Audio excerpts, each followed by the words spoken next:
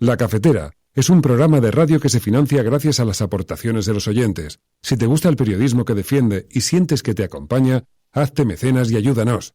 Infórmate en radiocable.com/mecenas. Hola Fernando, hola María. Somos Pepe y Natalia y desde la Quedada Cafetera ya somos mecenas, que no resistentes, porque resistentes llevamos siéndolo toda la vida. Porque nos resistimos a pensar que el mundo no se puede cambiar y hacerlo algo más amable y bello para todos. Porque nos resistimos a creer que la gente se mueve por intereses únicamente personales.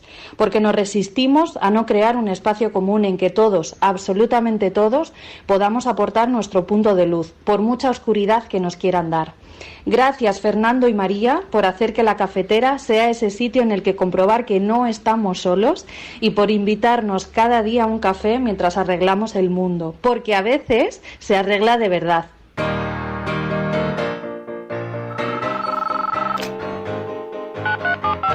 Son las 8:30 de la mañana, las 7:30 en la Casa Museo de José Saramago, en Tías, Lanzarote. Buenos días, mundo. ¿Quieres un café? La Cafetera. Dirige Fernando Berlín.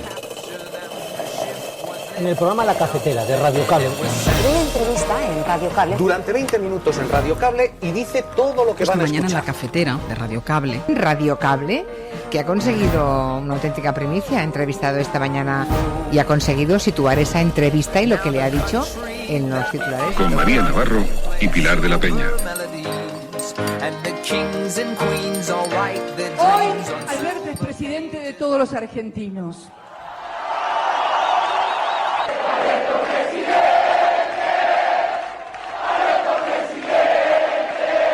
Gracias, como dijo Cristina, por el compromiso que han demostrado por construir realmente una Argentina solidaria.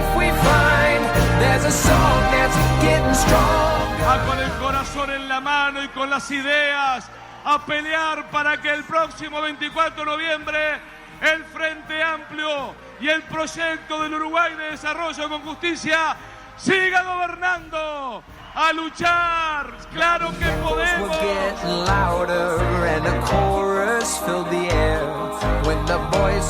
Pensando en el futuro de Latinoamérica, sabes que pienso que es necesario un proceso de unidad latinoamericana.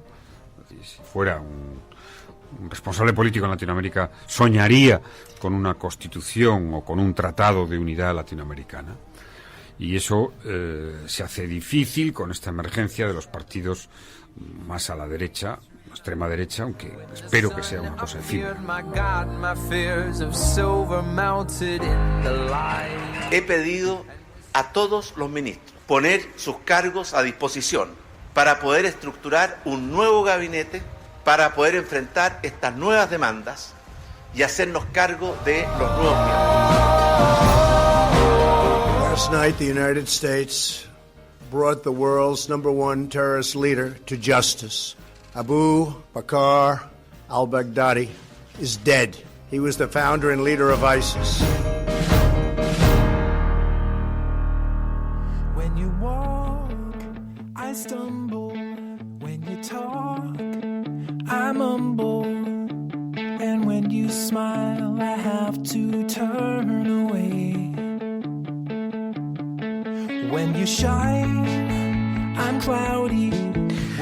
Buenos días, por fin es lunes, por fin vuelve la cafetera. Un abrazo muy especial a todos los que se están incorporando a esta hora al programa, que nos van a ayudar a intentar comprender un poquito mejor este mundo tan complejo que se configura a nuestro alrededor. Hoy vamos a analizarlo aquí en la cafetera. Buenos días, mundo. ¿Quieres un café?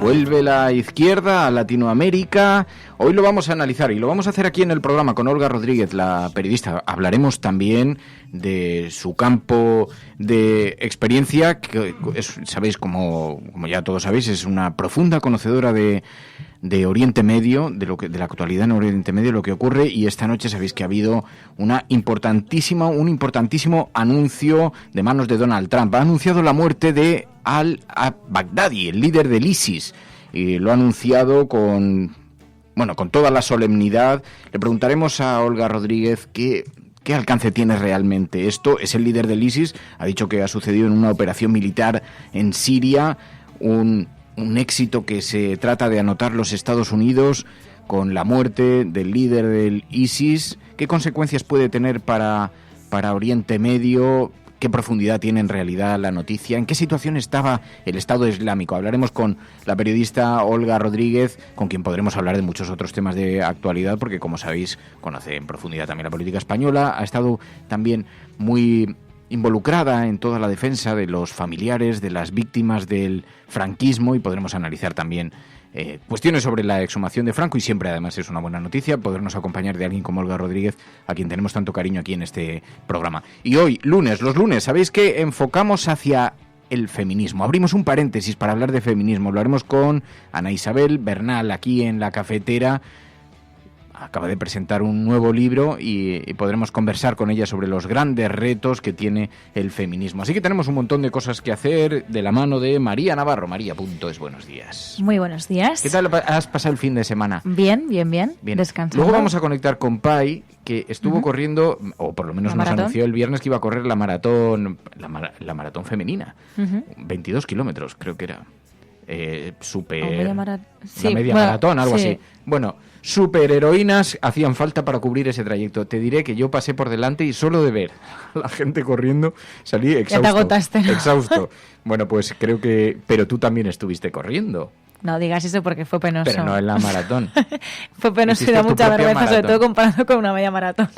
Bueno, pero tú hiciste unos kilometrillos, oye, no te quejes, que ya eso sí, pero yo sí que acabé exhausta, pero fue patético. Pero bueno, el gran reto es la constancia, así que si consigo tener constancia, supongo que llegará un momento en el que no parezca que me voy a morir. ¿Te persigue alguien o algo? ¿Tienes alguna razón de peso como para echarte a correr a las calles? Sí, bueno, quiero estar en forma, pero no sé si lo voy a conseguir. Es eso, es la salud. Eso es mi propósito de año nuevo, ¿sabes? Bueno, un saludo, luego hablaremos aquí ya de la vida y de las cosas. Sabéis que después de la actualidad aparcamos las portadas de los periódicos, pasamos páginas, servimos un poquito de café, hoy además que estaremos acompañados, podemos quedarnos charlando de la vida, de las cosas de la vida y proponeros. Por cierto, yo tengo un debate interesante que me gustaría. Yo no he visto todavía la película Joker. No la he visto, pero he visto que hay un debate. ¿La has visto tú? Yo tampoco, pero es que hay mucha gente diferente que la ha visto y todos coinciden en que es un peliculón. De hecho, hay quienes han vuelto a verla.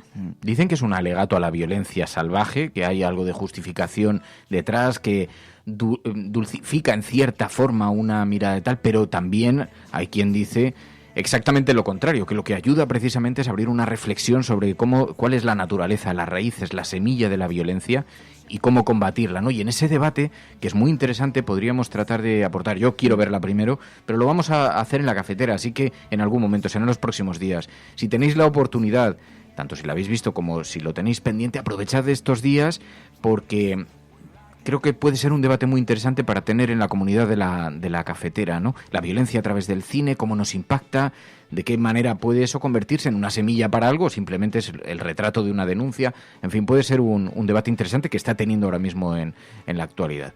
Bueno, vamos a analizar porque, como sabéis, se han celebrado. Esta noche hemos conocido los resultados de las elecciones en Argentina.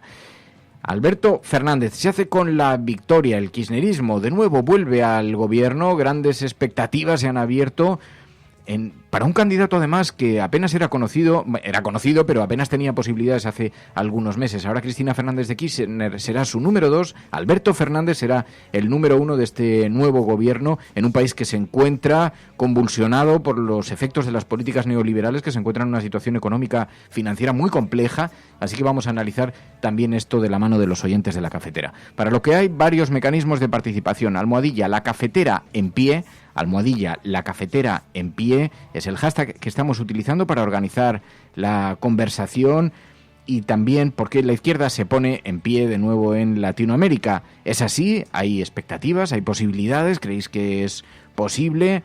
Almohadilla La Cafetera en pie, donde ya están participando indignados, Vicente Arias, donde está Ventura Avilés, donde está Tres Soles, dice, me encanta esta viñeta de Cristina Sampaio en el diario público portugués.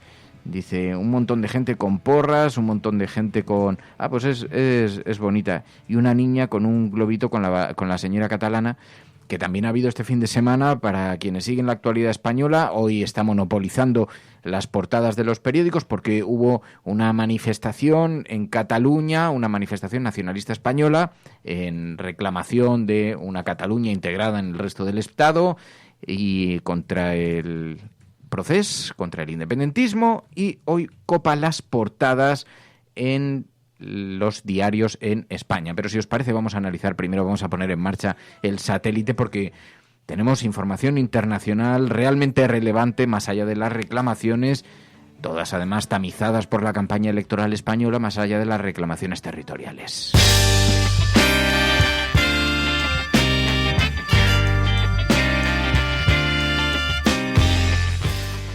No queremos decir en este programa que no sea relevante las tensiones territoriales que se producen en España y que no sea relevante, bueno, las tensiones que se trasladan también a la ciudadanía, pero la manera tan impúdica en la que las banderas se están convirtiendo en cartelas electorales, por cierto, no sé si lo viste, Mary, el viernes lo tuiteé. Resulta que hay un partido político de reciente aparición en España, de extrema derecha, que envía como propaganda electoral, el sobre de la propaganda electoral es un banderón de España de tamaño gigante. Yo pensé que esto lo impedía la Junta Electoral, que esto era una de las cuestiones que se podían recurrir.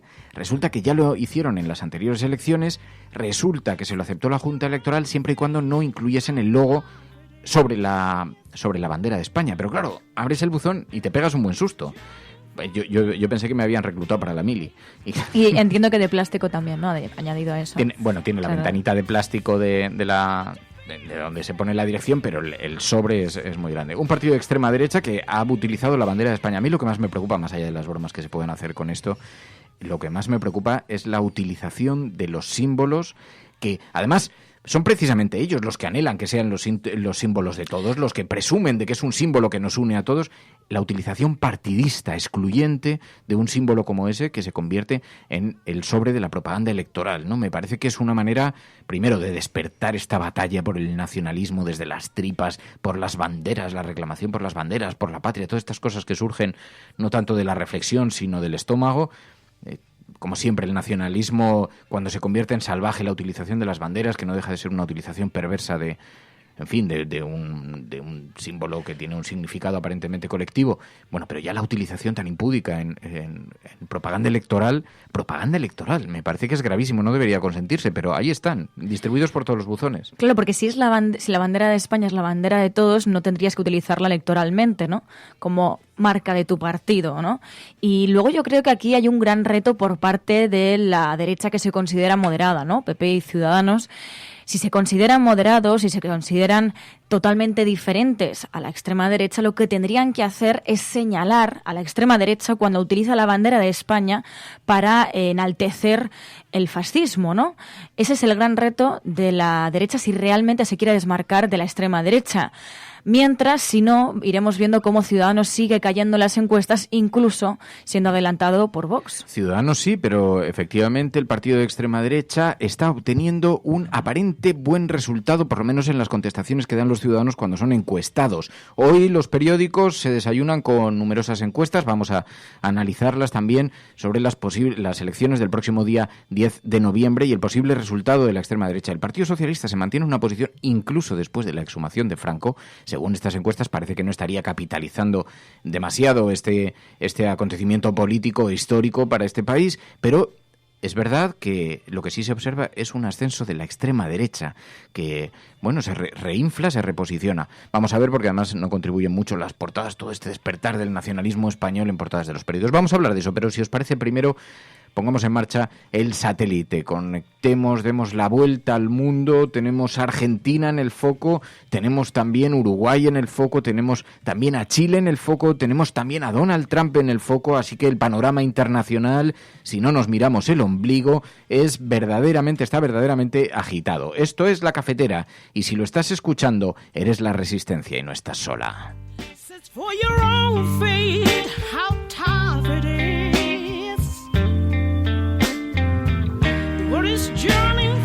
La Cafetera, es un programa de radio que se financia gracias a las aportaciones de los oyentes. Si te gusta el periodismo que defiende y sientes que te acompaña, hazte mecenas y ayúdanos.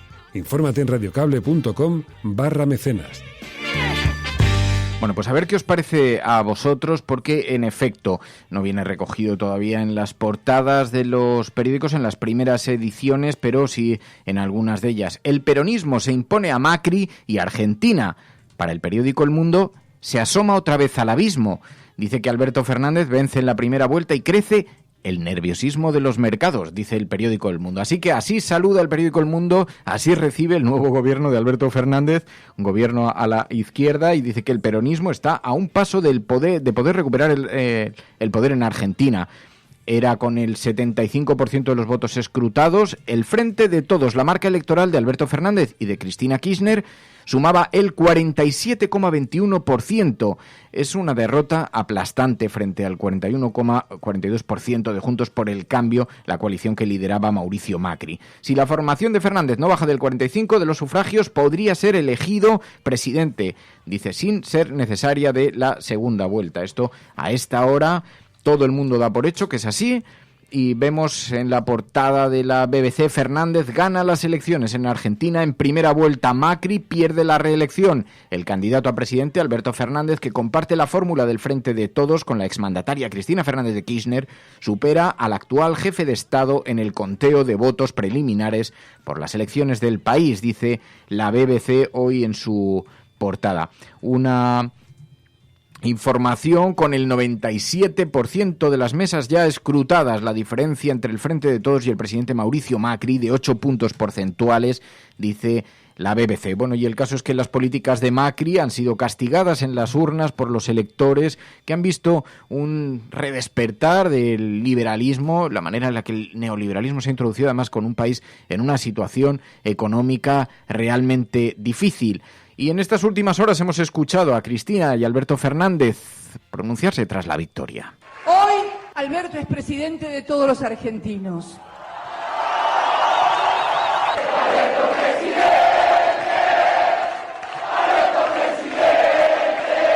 Gracias, como dijo Cristina, por el compromiso que han demostrado por construir realmente una Argentina solidaria, una Argentina más igualitaria, una Argentina que defienda la educación pública, una Argentina que defienda la salud pública, una Argentina que privilegie a los que producen. Esto en Argentina, redespertar de la izquierda. Estaban pasando una situación económica muy complicada.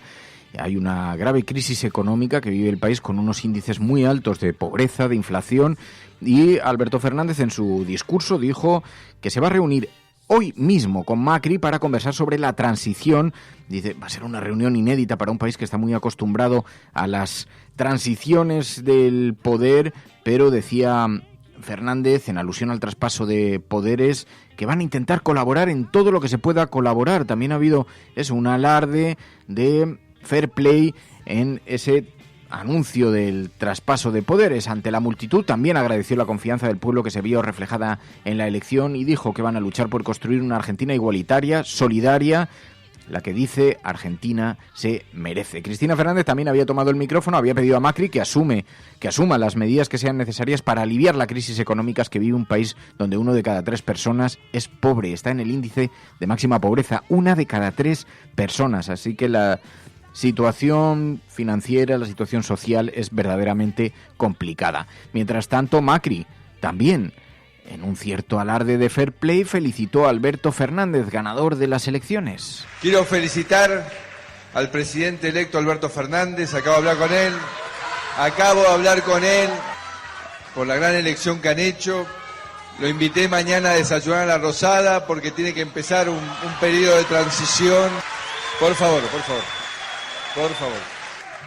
Esto es por Argentina. Una transición ordenada que lleve tranquilidad a todos los argentinos, porque acá lo único importante es el futuro y el bienestar de los argentinos. Claro, yo estoy escuchando eso. A mí me sorprende mucho porque este ejercicio, como digo, de fair play, de una cierta amabilidad en el traspaso de poderes y en entender que, bueno, que las sociedades cambian de gobernantes, que la alternancia es positivo, que reparte un poquito, equilibra un poquito las tensiones propias de la política y de la democracia, pero este intento de Macri, por presentarlo así, o cuando escuchábamos a Cristina Fernández de Kirchner, es curioso cómo es recibido por sus acólitos, por sus votantes, por los electores, por los ciudadanos que les apoyan, con silbidos, con abucheos, cuando dicen, bueno, hay que facilitar el y esto nos da una idea de la manera en la que se llegan a polarizar, se llegan a tensionar las sociedades, ¿no? Esto no es positivo, en mi opinión, no es bueno, ¿no? Los gobiernos cambian, los gobiernos llegan, bueno, y deben cambiar las políticas, así debe ser, ese debe ser el futuro del cambio político, pero las decepciones, las amarguras se observaba en muchos de los rostros que hoy observamos también en las fotografías que publica la BBC por aquellos que han sido derrotados en las urnas, aunque también ha abierto un tiempo de muchísima esperanza para las políticas de Estado, para ayudar a la gente que más lo necesita, que los grupos económicos no tengan esa capacidad de presión. Hay muchos anhelos, muchas esperanzas, bueno, y también de comprobar qué capacidad va a tener realmente el gobierno de Kirchner, este gobierno, para revertir algunas de las políticas que ha puesto en marcha Macri. Esto en lo que se refiere a Argentina.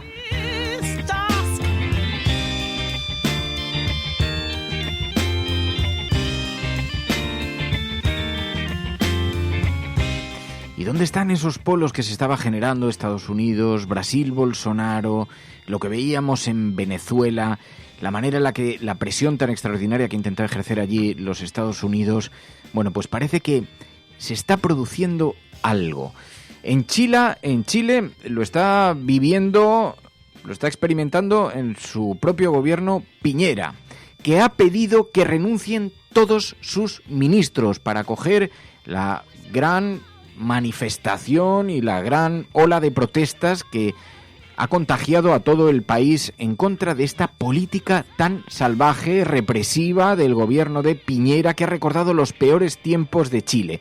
Bueno, pues si el satélite sigue girando y pasamos de Argentina a Chile, nos encontramos con esta petición del presidente del país, Piñera, pidiendo la renuncia de sus ministros. Es una forma de intentar combatir esta gran respuesta social que ha habido. La marcha más grande de Chile, una histórica manifestación que ha tenido lugar este fin de semana. Más de 1 millón de personas tomaron de nuevo las calles de Santiago. Volvían esperanzadas a tratar de abrir las alamedas para que pudiera caminar el hombre libre en unas jornadas llenas de represión, donde el ejército se ha empleado con una extraordinaria dureza, donde la policía nos ha dejado algunas imágenes verdaderamente agresivas, pero donde también, como reconoce la BBC, la sociedad chilena ha perdido el miedo a la represión y a la respuesta policial. Una generación en Chile que le ha perdido el miedo, entre otras cosas, al toque de queda, uno de los grandes símbolos de la era Pinochet.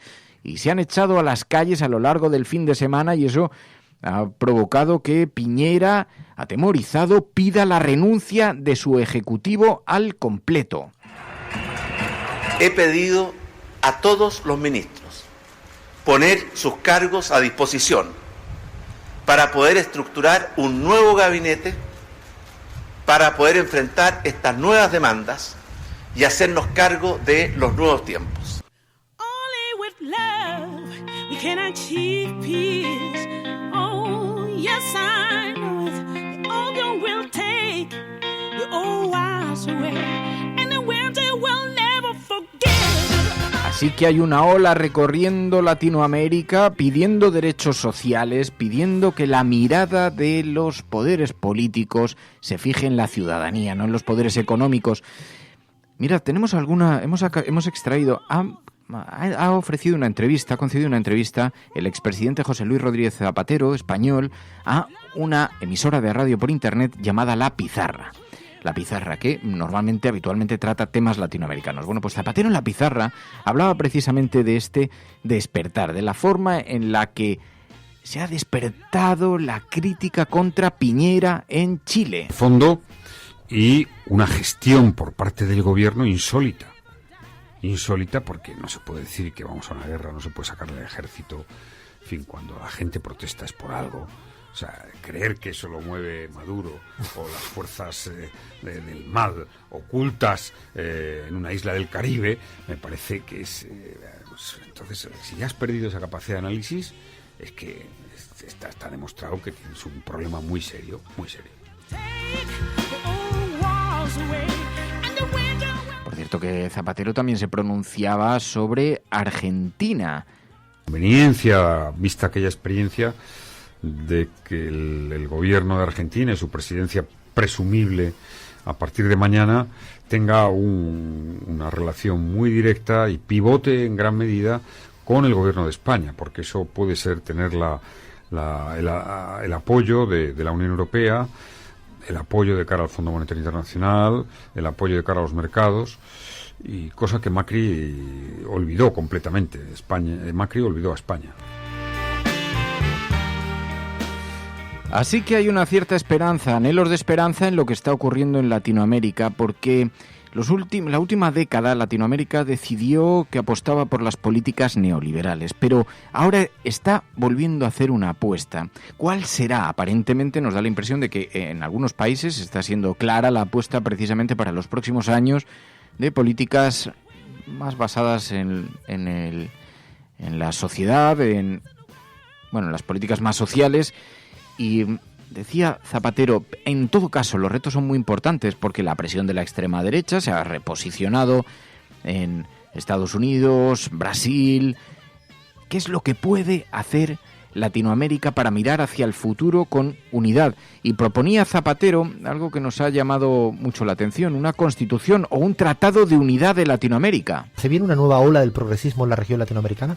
Hay datos que así lo avalan, mi opinión, y es que las políticas básicamente de las derechas no han dado los resultados apetecibles desde el punto de vista de su discurso, de esa economía que funcione, liberal, del esfuerzo por uno mismo, no han dado resultados. Pensando en el futuro de Latinoamérica, sabes que pienso que es necesario un proceso de unidad latinoamericana. Si fuera un responsable político en Latinoamérica soñaría con una constitución o con un tratado de unidad latinoamericana, y eso se hace difícil con esta emergencia de los partidos más a la derecha, extrema derecha, aunque espero que sea una cosa efímera.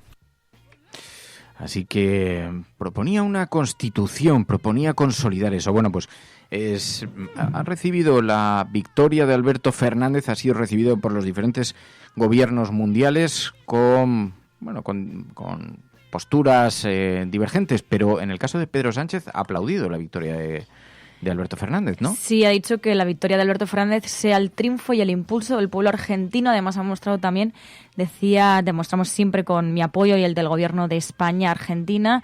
Dice, nos une nuestro idioma, la comunidad iberoamericana y fuertes lazos que seguiremos estrechando, y le da la enhorabuena a Alberto Fernández, así que se ha posicionado. Así que este resurgir, el presidente del gobierno en funciones, Pedro Sánchez, este despertar de la izquierda latinoamericana visibilizada en Argentina, es saludado por Pedro Sánchez hoy con ese mensaje en las redes sociales, en Twitter. Apenas hace unos minutos que teníamos información más consolidada sobre el resultado electoral, como veíamos en la BBC. Y mientras tanto, además, en Uruguay, el candidato del Frente Amplio, Daniel Martínez, gana las elecciones, debe ir a segunda vuelta. Con el corazón en la mano y con las ideas, a pelear para que el próximo 24 de noviembre el Frente Amplio y el proyecto del Uruguay de desarrollo con justicia siga gobernando, a luchar, claro que podemos, hemos y seguiremos peleando por la patria de Artigas, que es nuestra patria, arriba, a ganar. Eso en Uruguay, el candidato del Frente Amplio. Y os decíamos, esta ola que se vive en Latinoamérica, que era comentada por el expresidente español Zapatero en esa entrevista en Radio La Pizarra con Alfredo Serrano, y le preguntaban también por Bolivia. Me parece muy bien que el señor Mesa y la oposición cuestionen esas elecciones, pero para eso tiene los cauces legales. del recurso y demás. Y sobre todo cuando el gobierno del presidente Evo Morales y el tribunal ha ofrecido auditoría total. Una auditoría. En fin, espero que eso quede claro, que se acepte la auditoría. Y claro, lo de la OEA es ser una organización que defiende los valores democráticos, que entre otros el más importante es el de la legalidad, que considere que la legalidad es tan flexible como un chicle, ¿no? Y diga, bueno, mire, ¿cómo está esto ajustado? Pues vamos a repetir. Oiga, pero si es que la ley dice lo que dice. Entonces, si hoy nos saltamos la ley, mañana usted está diciendo que cualquiera se puede saltar la ley a partir de un proceso electoral. O sea, lo que ha hecho la OEA le ha dejado en una situación de falta completa de autoridad para el futuro en temas electorales. Pero si pensáis que todo esto hoy ocupa el interés de la prensa española, estáis muy equivocados, porque la prensa española hoy está muy interesada en llevar a sus portadas la manifestación que tuvo lugar en Cataluña. Hoy es portada en absolutamente todos, nada del resurgir de la izquierda latinoamericana, o lo que estamos viendo, esa explosión, o incluso la muerte de al-Baghdadi, el líder del ISIS. Lo que llevan hoy las portadas es una manifestación que tuvo lugar en Barcelona. Una manifestación en contra del procés y avalada por los partidos nacionales españoles, que ocupa las portadas de los periódicos, que también revela en primer lugar, la agenda, el calendario electoral en el que nos encontramos inmersos. Revela además también la manera en la que los periódicos españoles están colocando en la agenda setting, en el debate público, este asunto, el asunto territorial para con Cataluña, y la forma de contraprogramar otras manifestaciones y otras movilizaciones que se han producido en Cataluña. Bueno, esto es, en todo caso, lo que llevan hoy las portadas. Tenemos que analizarlo. El constitucionalismo sale a la calle en Barcelona para exigir el fin del procés, dice el periódico El País en su portada, con una fotografía de esa movilización, que en todo caso, a todas luces, fue una gran movilización. En el periódico ABC, el día en que Cataluña se decidió a ser libre. Para el periódico ABC, Cataluña decidió ser libre ayer con una manifestación en las calles de Barcelona. Protesta festiva de la Cataluña silenciada por el secesionismo, dice hoy la portada del periódico El Mundo. No hay muchos datos, todo el mundo habla de multitudinaria, pero no entran demasiado en la batalla de los datos. En el periódico La Razón, igual, clamor pacífico por España, el constitucionalismo sale a la calle en Barcelona para exigir el fin del procés. Y ahí sí dan algunos datos. 80.000 personas según la Guardia Urbana, 400.000 según Sociedad Civil, que era quien convocaba esa manifestación, recorrieron las calles de Barcelona. Bueno, un discurso que se ha aprovechado por los líderes políticos en España. Rivera, que ha hecho de esto su principal fuente de confrontación electoral. Bueno, primero veamos los resultados, pero en todo caso, yo para hablar de la unidad de España o defender la unidad de España cuento con todos. Es decir, si está Vox, pues muy bien. Si Vox defiende la unidad de España, o el PSOE o el PP de Ciudadanos, fantástico. ¿Cuál es el problema? Que para gobernar además tienes que hacer políticas, leyes, presupuestos. Yo con Vox estoy de acuerdo en la defensa de la unidad de España. A Vox se le podrá reprochar muchas cosas, pero no creo que nadie se atreva a decir que no defiende la unidad de España. Pero, por ejemplo, en el modelo económico, nosotros somos liberales y Vox son proteccionistas. En el modelo de familias, nosotros decimos familias con S y Vox dice que solo cree en la familia natural. ¿Se han puesto de acuerdo ustedes en Andalucía? ¿Han firmado los presupuestos A3? Hemos firmado con el Partido Popular, gobernamos Ciudadanos y PP, que a mí me importaría que me dijera, no, Albert, tienes que cambiar tu ideología, tu política y tus valores, pero si no los cambio y puedo gobernar en Andalucía o Madrid sin dar un paso atrás, no le veo problema, porque en la defensa de la unidad de España vamos a estar de acuerdo. 627-002-002, 627-002-002 es el WhatsApp del programa donde podéis participar del análisis. Y esta noche vamos a hablar de muchos temas, a lo largo del programa. Tenemos que hablar también con Isabel Bernal todavía, pero tenemos muchos temas que anunciar. Pero esto, más allá de los asuntos pequeños, de los asuntos colaterales de la campaña española, esta noche El Mundo se despertaba con el anuncio de Donald Trump, que intentaban venderlo con una gran solemnidad, decía Donald Trump. Es incluso una noticia más importante que la de la muerte del líder de Al-Qaeda a manos de los Estados Unidos. Anuncia la muerte de Donald Trump del líder del Estado Islámico. Last night, the United States brought the world's #1 terrorist leader to justice. Abu Bakr al-Baghdadi is dead. He was the founder and leader of ISIS. Olga Rodríguez. Muy buenos días. Muy buenos días, Fernando.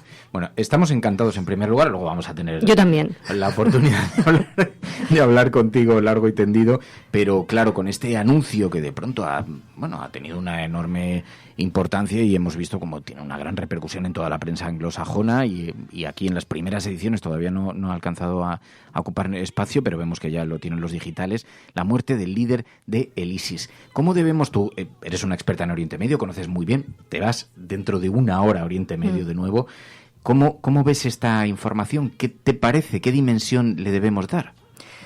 Bueno, tenemos que contextualizarlo como todo, ¿no? Hay que tener en cuenta que Donald Trump está, en un contexto de impeachment y dentro de eso, pues, ¿por qué ahora, ¿no? Un hombre como al-Baghdadi, que resulta que estaba en un chalecito cómodo, muy cerquita de la frontera con Turquía, y no antes?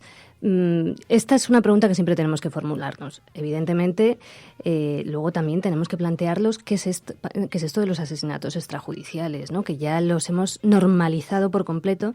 Anoche escuchaba a Trump decir, murió como un perro, murió de forma cruel y violenta.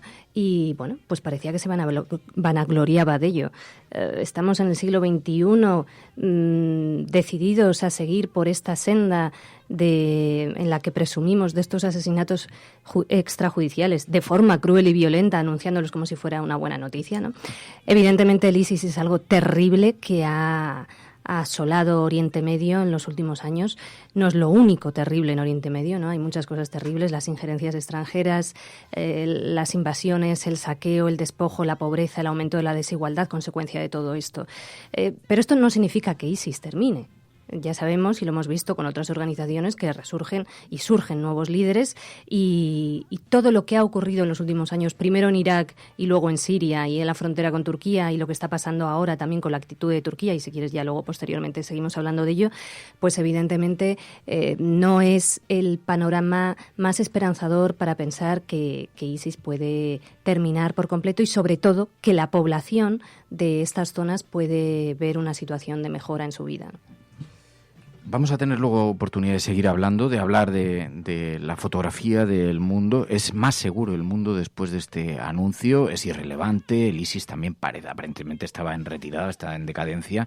Hablaremos con Olga Rodríguez, pero los lunes abrimos un espacio siempre y además me interesa mucho que estés aquí también participando y te invito a que sigas participando ahora mientras conversamos con alguien a quien tú conoces bien, con Ana Isabel Bernal Triviño, sí, creo que la conoces bien. Gran amiga, sí. Acaba de publicar un libro y los lunes tenemos el compromiso, siempre, independientemente de la actualidad, abrir un paréntesis, abrir un espacio y dedicar un tiempo a hablar de el gran reto que supone el feminismo para nuestro pequeño mundo. Esto es La Cafetera.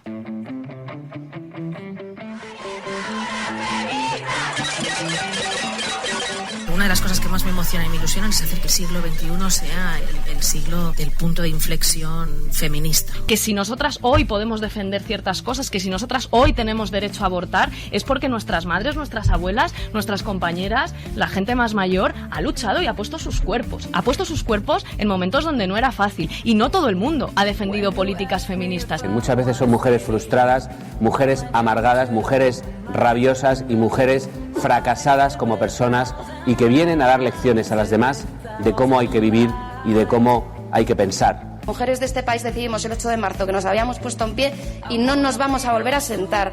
Así que, señores de la derecha, las mujeres no somos un colectivo social que la derecha tiene que combatir.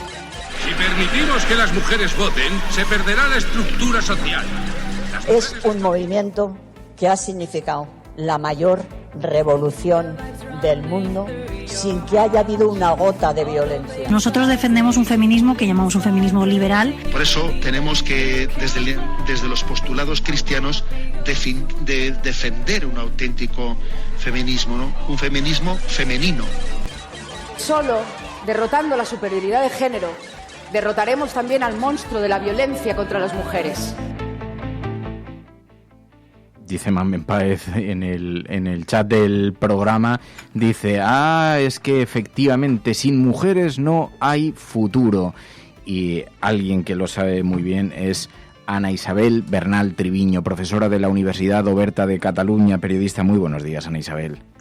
Hola, muy buenos días, encantada. Bueno, se incorpora también María Navarro, María.es. Teníamos mucho interés en hablar contigo, Ana Isabel, porque acabas de publicar tu libro No manipuléis el feminismo. Hace frente a las mentiras precisamente sobre el feminismo con la ley, la historia, con los datos en la mano. Ha sido un proceso ya de muchos años en el que llevas trabajando como investigadora, pero ¿cómo ha sido este proceso de documentación y de creación, Ana Isabel? Pues no ha sido fácil, pero sobre todo porque cuando yo empecé el libro, el título de hecho del libro nace de un artículo en el año 2017 que publiqué en el periódico de Cataluña. En aquel momento, aquellos bulos permanecían en lo que, pues en entornos privados, en las conversaciones cotidianas, en determinados círculos y sobre todo en redes sociales. El problema que se ha producido de 2017 a 2019 es que ese discurso y esos bulos se han legitimado a través de la política, sobre todo pues con la llegada de la ultraderecha, y también se ha sumado pues la parte de la más rancia todavía de la derecha. Y ese es el peligro, ¿no? Que ha llegado a legitimarse a través de la política y además pues no es cosa de unos cuantos escaños, sino que es un movimiento estructurado y con sus estrategias muy bien definidas. Yo te quería preguntar, Ana, hablas de cómo se ha ido derechizando también el discurso de algunos partidos e incluso acercándose también a postulados de la extrema derecha, y entre esos postulados está lo, como decías, pues incluso difundir bulos machistas, ¿no? ¿Cuáles son los partidos en los que has encontrado más bulos machistas? Bueno, precisamente la mitad del libro recoge bulos de la última campaña electoral. Y ahí, pues, los líderes son Vox, encabezando, muy cerquita a Partido Popular y seguido de Ciudadanos. Date cuenta que, por ejemplo, Ciudadanos es uno de los líderes en cuanto a la mercantilización de los derechos de la mujer, en cuanto a la legalización de la prostitución y los vientres de alquiler. Ellos son los líderes de ese movimiento. Y por otro lado vemos como ese último discurso de Casado en la anterior campaña electoral fue muy duro, fue muy cercano al antifeminismo de Vox, pero de hecho tampoco hizo nada original, porque cuando Barack Obama llegó, en las elecciones de Barack Obama, se potenció también el discurso de la derecha con dos ejes. Uno era el discurso antimigración y otro era culpar a la mujer blanca del descenso de natalidad. Casado hizo absolutamente lo mismo. Lo que ocurre es que, nos llama la atención Vox, ¿no? Pero es que Vox son los cachorros del Partido Popular. Vox nace dentro del Partido Popular y solamente tienes que ver cuáles son las estrategias que ahora organizan desde fuera. Por eso insisto en que es un movimiento muy articulado, están haciendo desde fuera del partido. Solamente hay que leer a Mayor Oreja hace unos días en una entrevista que dijo que el problema de todo este desorden provenía del aborto, del derecho al aborto.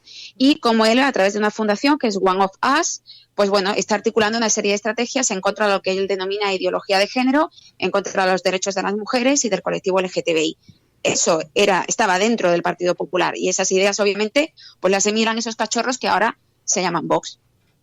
¿Cómo puede ser que nos encontremos ante una ola de desinformación con estos bulos machistas contra el feminismo? ¿Cómo puede ser que en esta etapa, ¿no?, que estábamos viviendo, que pensábamos que se estaba popularizando, que estaba llegando, que se estaba extendiendo, ¿no?, la defensa del feminismo a todas las capas de la sociedad? ¿Cómo puede ser que mientras veíamos ese avance, ahora nos encontremos con esas, con ese intento de desinformar sobre el feminismo e incluso también de instalar, una serie de retrocesos en todo lo que hayamos avanzado?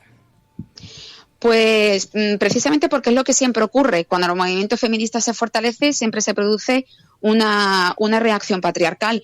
Pero también tenemos que ver un poco más allá, ¿no? Ya te digo que es un movimiento, ahora lo estamos viendo, que antes a lo mejor se quedaba en una situación como a lo mejor daba algo de pudor, ¿no? Confesar tu machismo, confesar ese ataque a los derechos de la mujer, pero ahora se ha normalizado. ¿Por qué? Porque aparte es el pensamiento dominante es machista, es patriarcal. Y por lo tanto, en cuanto surge un partido que apela a las emociones y que apela a mensajes muy básicos, en las que cabe poca reflexión, cabe poca autocrítica, se asimilan de forma automática. Eso es lo que ocurre cuando vemos, por ejemplo, no solamente a los hombres machistas, que es lo que primero podemos pensar, sino a mujeres machistas, mujeres líderes de partido, de lo que te estoy diciendo, de Vox, del Partido Popular, de Ciudadanos, que se manifiestan en contra de los propios derechos de las mujeres. Incluso intentan revestirlos y dañar al propio movimiento feminista, que al fin y al cabo ese es su interés, ¿no? Dañar al propio movimiento, pero al final los bulos, como bien recojo en el libro que dice un autor, y los mitos lo que terminan es por dañar a la mujer que está en situación de violencia de género. Y esa es la línea roja.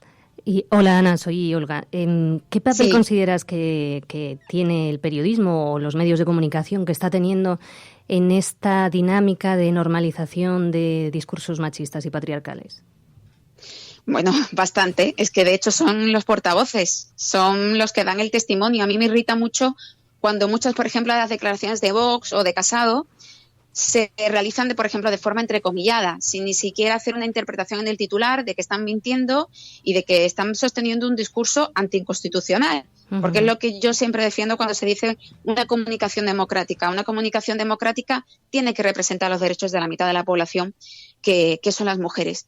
Y bueno, en busca de esa espectacularización y de ese sensacionalismo, pues resulta mucho más rentable colocar ese titular machista y hacer un clic que sencillamente llevar a la gente a la interpretación, a la reflexión y a que sea consciente, ¿no?, de la situación que están planteando y del riesgo que plantean a nuestros derechos. Principalmente también intuyo, pues porque en este país falta mucha cultura de derechos humanos y falta mucha cultura no solo de memoria histórica, sino de memoria histórica feminista. Si realmente los medios de comunicación supieran esa memoria histórica feminista y contextualizaran, porque falta mucho contexto, con la realidad de nuestra historia, de nuestra lucha y de nuestros derechos, otro gallo cantaría. Oye, tengo entendido que lo presentas en Madrid, el libro, ¿no? Sí, lo presentamos en Madrid el día 6 de noviembre.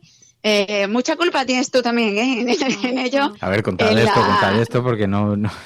Ella estaba muy cansada ya y no quería presentarlo en Madrid y le dije, no puede ser que no vengas a Madrid. Y entonces, bueno, pues la convencí y lo hemos armado ahí un poco. Que cuente ella más. Si quiere. Lo hemos armado ahí un poco con la ayuda también de Olga, de Juan Diego Boto en la sala Mirador. Lo haremos el día 6 de noviembre a las 7 de la tarde. Y bueno, no va a ser una presentación un poco al uso. Lo que queremos que sea una mesa redonda de debate. Vendrán dos compañeros de la casa de la editorial de Espasa. Por un lado vendrá Leticia Dolera, por otro vendrá Marwan y también viene Ana Pardo de Vera por parte de Diario Público y moderará el debate Marta Nebot, que también ha sido una persona muy insistente en que hubiera presentación en Madrid. Y bueno, al fin y al cabo va a ser reflexionar sobre ese hecho, ¿no? La manipulación, el fortalecimiento de la manipulación del feminismo por parte de la ultraderecha y la derecha del país. Porque está ganando terreno el discurso machista de la extrema derecha. Vemos, claro, con muchísima preocupación el ascenso. Hoy hay un montón de encuestas publicadas en los periódicos donde se ve que el partido de extrema derecha Vox en España, bueno, electoralmente le está saliendo rentable su discurso, pero ¿tú crees que esto se está instalando? ¿Este discurso machista también se impone? Por supuesto. No es desde hace unos meses, y sobre todo ahora con el libro, porque claro, me escribe más gente, y es rara la compañera que se dedica, por ejemplo, a formación de igualdad. Tengo una, por ejemplo, ahora me estoy acordando en Murcia, que me lo comentaba este fin de semana, va a institutos, y dice, bueno, lo que antes era la típica, pues vamos a hablar de feminismo, de igualdad, que era una charla en la que los alumnos pues eran más distendidos, incluso se alegraban, ¿no?, porque era una rutina diferente a la de clase. Dice, ahora me encuentro que me vienen ya con el chip instalado, con las frases hechas de machismo, de antimigración, contra el colectivo LGTBI, y me las sueltan directamente en clase. Me dicen, es algo que yo nunca había notado y que, sin embargo, por eso mismo lo que decía antes, el pensamiento automático ha calado de forma potente. Pero es que date cuenta que, como decía antes, hay una serie de empresas y de estructuras y de lobbies que están ejerciendo ese tipo de presión y están muy bien articuladas. Por ejemplo, Aptoir o Citizen Go son estructuras que han aumentado en sus recursos económicos. Tienen ahora más donaciones que hace 3 o 4 años. Por lo tanto, claro que está calando ese discurso. Y, por ejemplo, en los jóvenes cuela de una manera sensacional a través de un grupo de youtubers que hay, pues hay un grupo de youtubers en YouTube que se dedican a hacer discursos en contra de las mujeres de forma sistemática, un discurso muy misógino, y está calando en esa juventud que se está criando con ese discurso.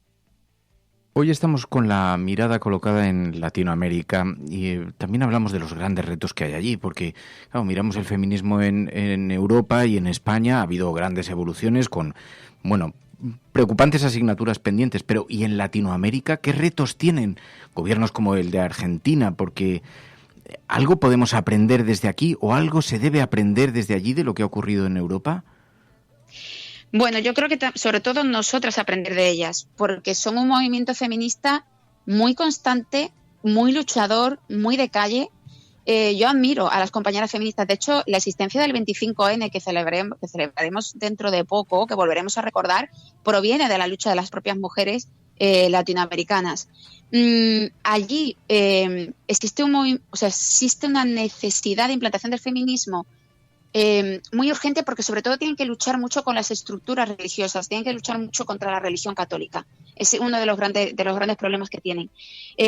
Aquí también tenemos esa lucha, ¿no? Pero allí se intensifica mucho más. Y no solamente el caso de Argentina, que estamos hablando, ¿no?, de forma más constante con el derecho al aborto. Me viene, cuando me hablan de América Latina, yo directamente me acuerdo de las compañeras de México, que soportan unos niveles de feminicidio y además unos asesinatos brutales, que lo describes y bueno, se ve hasta qué punto está deshumanizado el cuerpo y el concepto de mujer en aquellas estructuras. Tienen una lucha muy, muy constante, afortunadamente, aquellas compañeras, pero también creo que en parte están muy solas, porque las instituciones, si aquí son patriarcales, allí lo son mucho más. Aquí se están reforzando, pero allí han permanecido en muchos de los países. Y bueno, para mí constituyen todo un ejemplo. Pues es uno de los retos, precisamente. Nosotros debemos aprender a mirar a Latinoamérica y, desde luego, en materia de movilización hemos visto importantísimas movilizaciones, sí, como dice Ana Isabel Bernal Triviño. Ana Isabel Bernal Triviño, profesora de la Universidad Oberta de Cataluña. Este libro, publicado recientemente, No manipuléis el feminismo, que hoy nos acerca a la cafetera. Te agradecemos muchísimo, como siempre, que te hayas pasado un ratito con nosotros. Gracias. Gracias a vosotros. Un besazo, Ana. Un beso. Es algo que todos sabemos de algún modo, pero que puede que nadie te haya explicado nunca. Si tú a tu hijo antes de una carrera le dices, te vas a caer, tú no vales para esto, ese niño se va a caer. No hay más opciones, porque le has hecho creer que es posible, y hay algo que le empuja a cumplir la profecía. Pero si en lugar de eso a ese mismo niño le dices, corre, vuela, no te detengas, y si te caes, aquí estoy para levantarte, ese niño jugará mejor que si nunca le hubieras dicho nada. Hay una responsabilidad ineludible en cómo hablamos, en cómo tratamos a los demás, porque nuestras palabras tienen un poder más grande de lo que nunca hubiéramos imaginado. Cada día tienes la opción de cortar las alas de los demás, hablando del miedo y de la incertidumbre. O puedes dejar que tus palabras les empujen hacia sus metas, confiando en la capacidad infinita que hay dentro de todo ser humano. Se conoce como efecto Pigmalión y funciona en cualquier momento de nuestras vidas.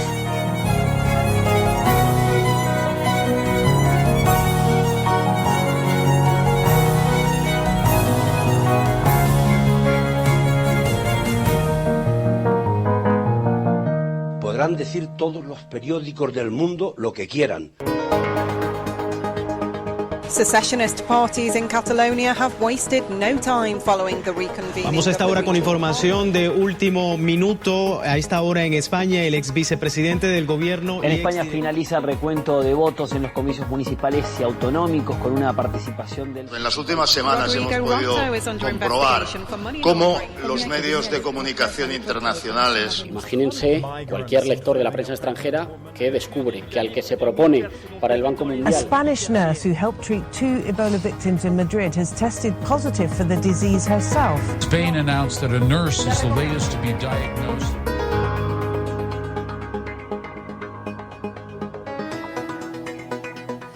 Bueno, pues ya sabéis que analizamos en el programa, hoy además lo hacemos también en compañía de Olga Rodríguez, con quien seguimos charlando, y te abro también el micrófono, Olga, para que puedas intervenir cuando quieras, cuando gustes, porque en efecto nos hemos despertado con este triunfo electoral en Argentina. Pilar de la Peña, muy buenos días. Hola, buenos días a todas. Un triunfo que hay un pequeño vuelco en el significado, porque el candidato que encabezaba ese partido político, digamos que no estaba en las quinielas hace 6 meses y de pronto se ha colocado como número 1. Es verdad que lleva a alguien como Cristina Fernández de Kirchner de número 2, lo cual tiene una importancia y una simbología altísima, pero en cierta manera, bueno, pues ha habido un giro, un reposicionamiento de Argentina hacia el progresismo y los resultados parece que hasta ahora son prácticamente definitivos, veíamos en la BBC, ¿no? Son definitivos, sí, realmente todos los medios, los propios argentinos dan por hecho el triunfo de Alberto Fernández, que bueno, es verdad que había quedado un poco a la sombra de Cristina Fernández de Kirchner, dado el magnetismo y la personalidad tan desbordante que tenía esta durante su presidencia, pero fue un alto cargo de Cristina Kirchner durante sus últimos mandatos, y sí que era un político bastante conocido, y quizá, bueno, ante las sospechas de corrupción y los escándalos que pesaban en torno a Cristina Fernández de Kirchner, se llevó el que digamos ha abanderado y ha liderado la candidatura. Ella se ha quedado en un segundo plano, aunque está como vicepresidenta, es decir, también es un regreso en sí mismo de los Kirchner al poder, aunque bueno, muchos medios latinoamericanos destacan que durante el tiempo que convivieron políticamente, pues Alberto Fernández sí fue capaz de ejercer una cierta independencia, entonces bueno, hay una expectativa en el sentido de que se cree que bueno, que puede marcar ciertas distancias con respecto a Cristina Fernández de Kirchner. El caso es que ha sacado un 48% de los votos, Macri se ha quedado un 40%, que es un poquito, la distancia es bastante considerable, aunque es menor de lo que se esperaba. En este sentido, muchos medios lo que destacan es que Macri sí queda con digamos, capacidad para hacer una oposición fuerte. En las primarias que fueron este verano, la distancia fue me parece que eran 17 puntos de diferencia los que sacó Alberto Fernández. En este sentido, pues Macri, los medios observan una recuperación, y luego lo que hay bastante consenso en todos los medios, tanto argentinos como internacionales, es que Argentina está en una situación económica muy difícil y que va a ser un mandato bastante complicado, ¿no? La gestión de Macri estos años pues ha intentado profundizar en las medidas más neoliberales, y de hecho después de este varapalo en las primarias de verano ya se observó un cierto giro, introdujo unas medidas que se apartaban un poco de, digamos, el manual que parecía que estaba siguiendo hasta ahora. Y en cualquier caso lo que se vislumbra son tiempos complicados para la economía argentina, y bueno, lo que también destacan muchos medios, por ejemplo Clarín y algún diario más que he ojeado esta mañana, es que bueno, en principio parece que hay un talante conciliador y digamos de cierta colaboración entre Mauricio Macri y Alberto Fernández para tratar de hacer una transición ordenada, a diferencia de lo que sucedió cuando perdió Cristina Kirchner, que bueno, se negó a darle el mandato a colaborar con Macri. En este sentido parece que hay una voluntad de mayor cooperación, aunque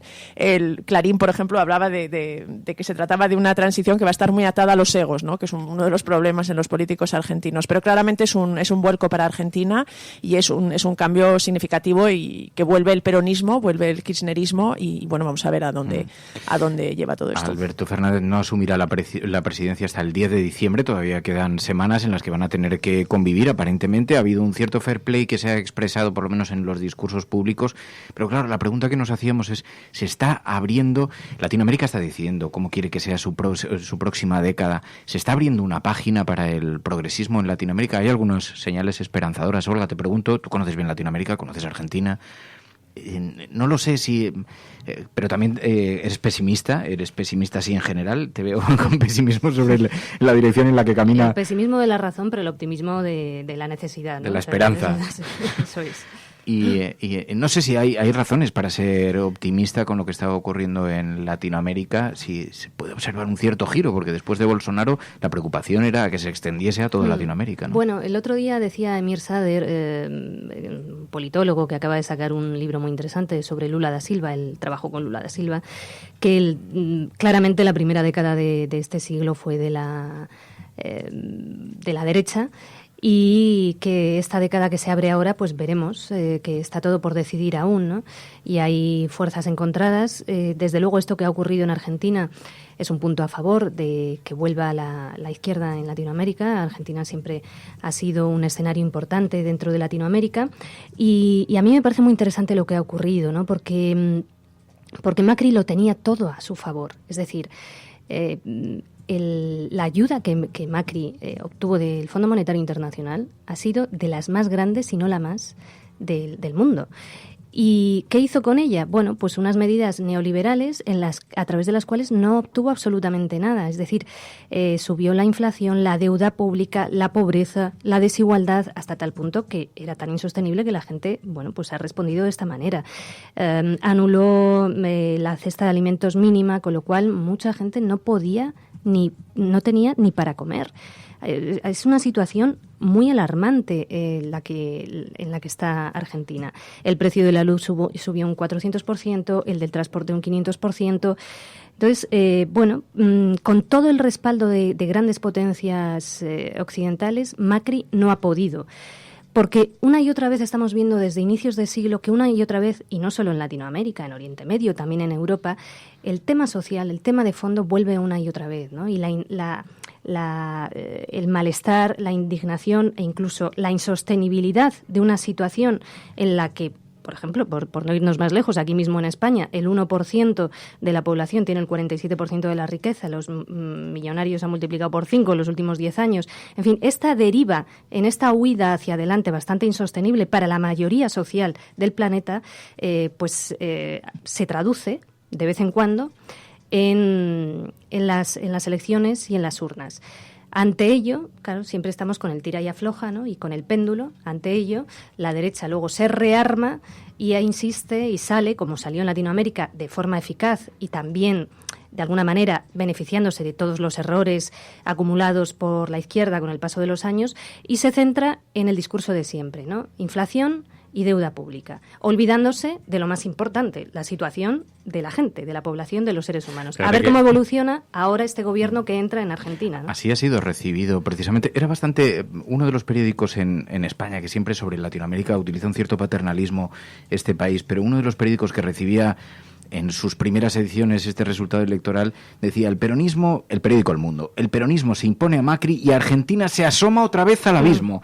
De nuevo, ¿no? Ya le abrían los brazos, saludaban a Cristina Kirchner, bienvenida. Por supuesto, bueno, España te saluda. Es que las narrativas que tenemos con respecto a Latinoamérica en muchos medios españoles y bueno, también en los propios medios latinoamericanos son tremendas, ¿no? El abismo es...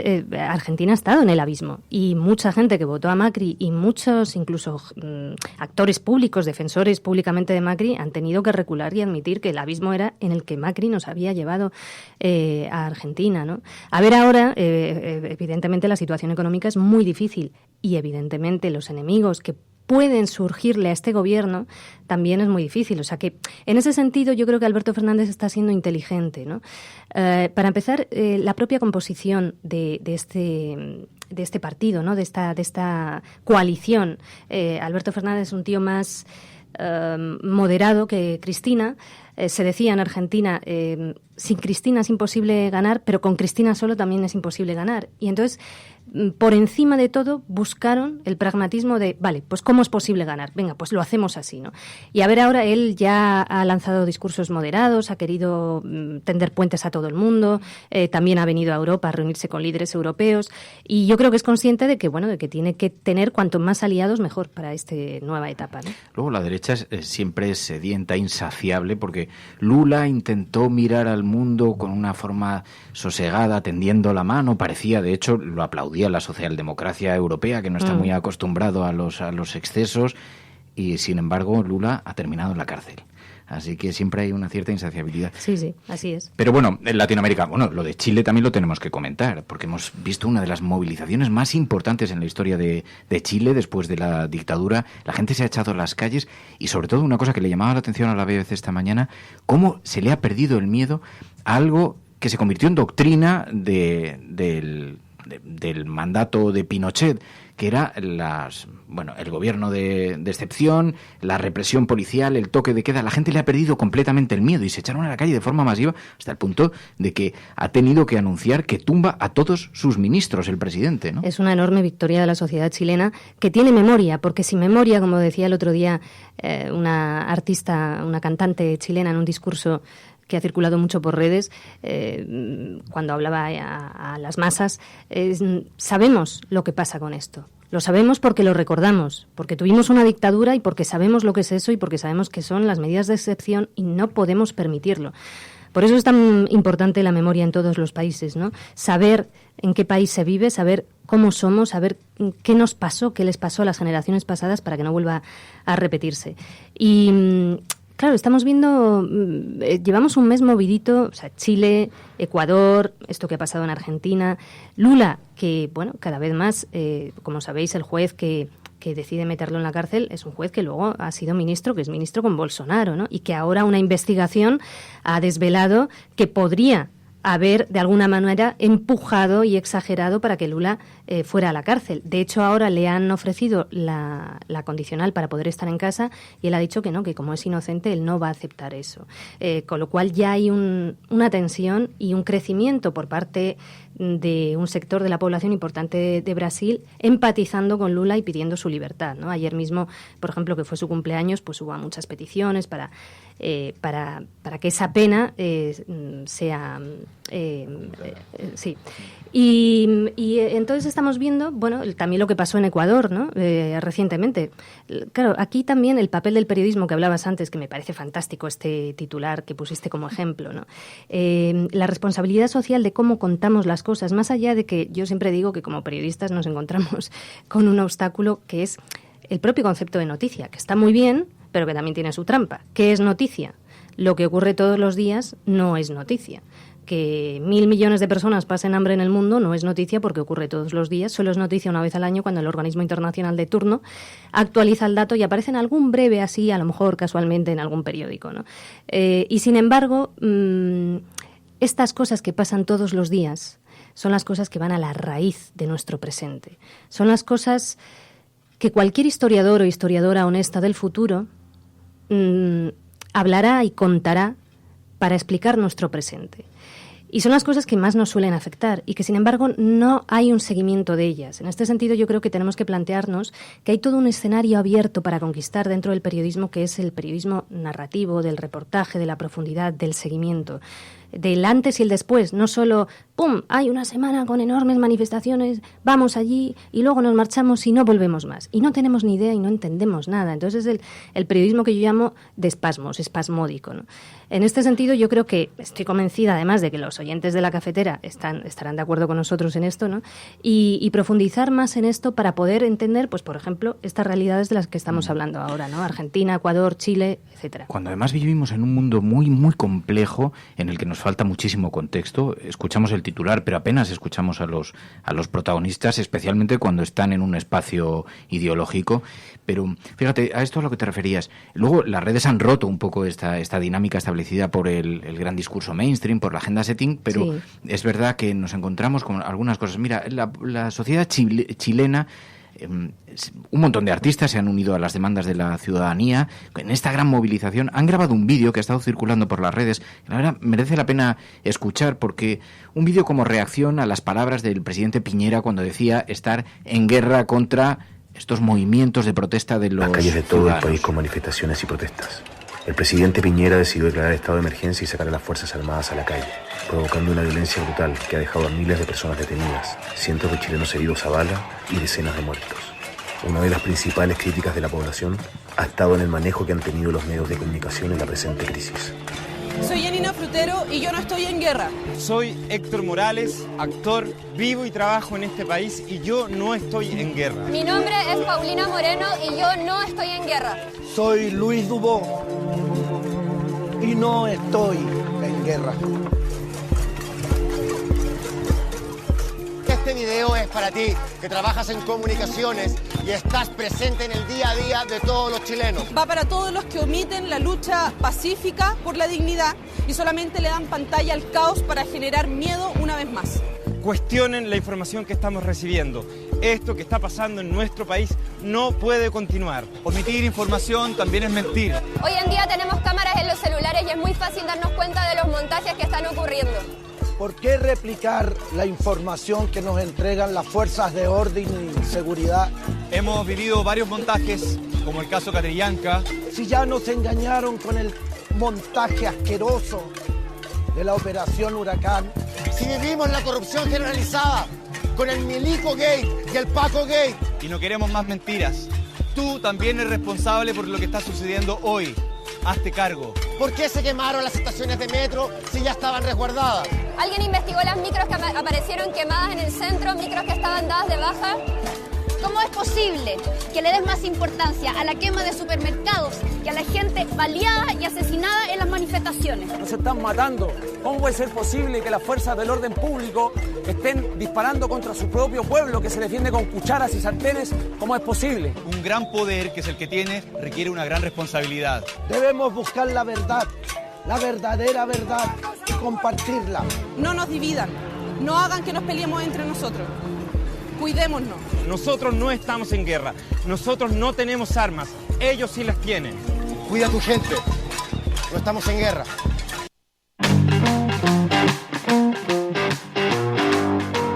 La Cafetera es un programa de radio que se financia gracias a las aportaciones de los oyentes. Si te gusta el periodismo que defiende y sientes que te acompaña, hazte mecenas y ayúdanos.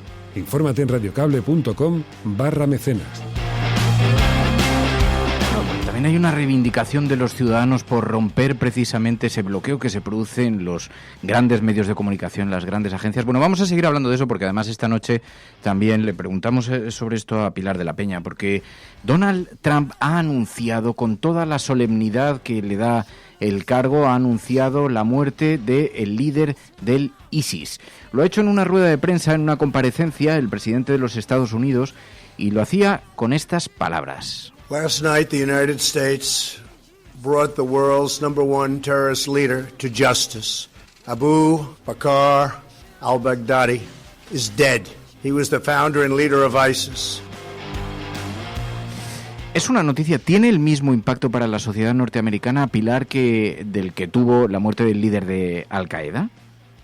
Pues eso es lo que está intentando trasladar Donald Trump, que decías, con la solemnidad. No sé si sus palabras realmente encajan dentro de ese calificativo, porque realmente su lenguaje, dice, las fuerzas de seguridad estadounidenses han llevado al Baghdadi ante la justicia. Es bastante relativo, dado que ha muerto, y luego el propio Donald Trump ha añadido, ha muerto como un perro, que es algo que de hecho titulan unos cuantos medios de comunicación destacando estas palabras del presidente estadounidense, y él considera que sí, que esta muerte es más importante incluso que la de Osama Bin Laden. Hombre, al-Baghdadi sí es verdad que tiene, digamos, era una especie de enemigo número uno en Estados Unidos, pero no llega a, digamos, el simbolismo que tuvo Osama Bin Laden, que al final fue responsable del atentado del 11 de septiembre y que siempre va a quedar como una especie de referente del mal en Estados Unidos. En este sentido, lo que pasa es que Donald Trump, su presidencia básicamente se trata de intentar superar a Barack Obama, de intentar pues laminar todo lo que pueda del legado, y en este sentido esta noticia, que sin duda es un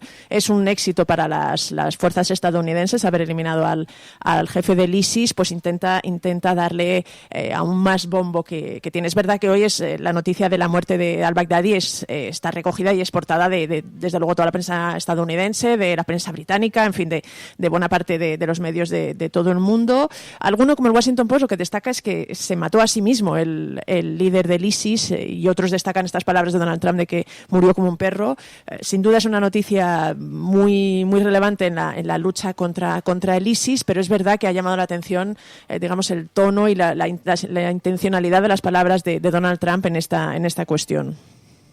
Es una noticia, en todo caso, con un alto significado, con una alta carga de actualidad. Hoy en todas las portadas de los periódicos decías, Olga, bueno, ha estado viviendo en un chalet de una forma relativamente cómoda. El ISIS además está en retirada, parece que está, no sabemos si es que ha perdido la batalla que pretendía o es que se quedó en los límites que podía manejar, pero bueno, Olga Rodríguez es autora de numerosos libros sobre Oriente Medio. Ha publicado Aquí Bagdad, ha publicado Yo muero hoy, las revueltas en el mundo árabe, ha publicado también El hombre mojado no teme la lluvia, con voces de Oriente Medio, también en Internet digital de Karama, las revueltas árabes. Conoce profundamente, se va, de hecho, a continuación, en cuanto acabe el programa, se va de nuevo a Oriente Medio y sigue con muchísima intensidad la actualidad de lo que allí ocurre.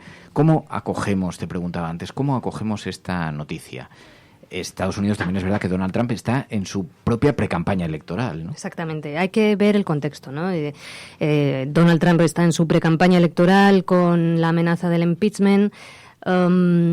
Y ahora cuando ponías el vídeo sobre Chile y gente chilena hablando de ellos mismos, yo creo que hay una batalla global por el foco, por la agenda. ¿De qué hablamos?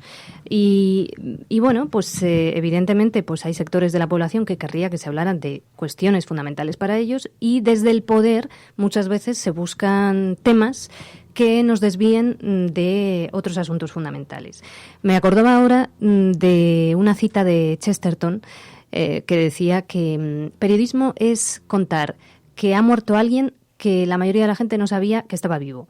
Bueno, discúlpenme la ironía, pero estoy convencida que mucha gente en Estados Unidos no sabía quién era al-Baghdadi, a pesar de que seguro que se ha hablado mucho en los medios de él. Al-Baghdadi es producto de la invasión y ocupación de Irak, y no nos podemos olvidar de esto. Al-Baghdadi es un iraquí que, como otros muchos, fue arrestado de una manera, de aquella manera, como hacían los estadounidenses en 2003 y en 2004, y fue llevado a una cárcel secreta estadounidense, la cárcel de Kambuka. Yo conozco a iraquíes que coincidieron con él en Kambuka, una cárcel donde la tortura estaba a la orden del día, donde no se les facilitaba ningún libro excepto el Corán, y donde mucha gente sufrió un proceso de islamización.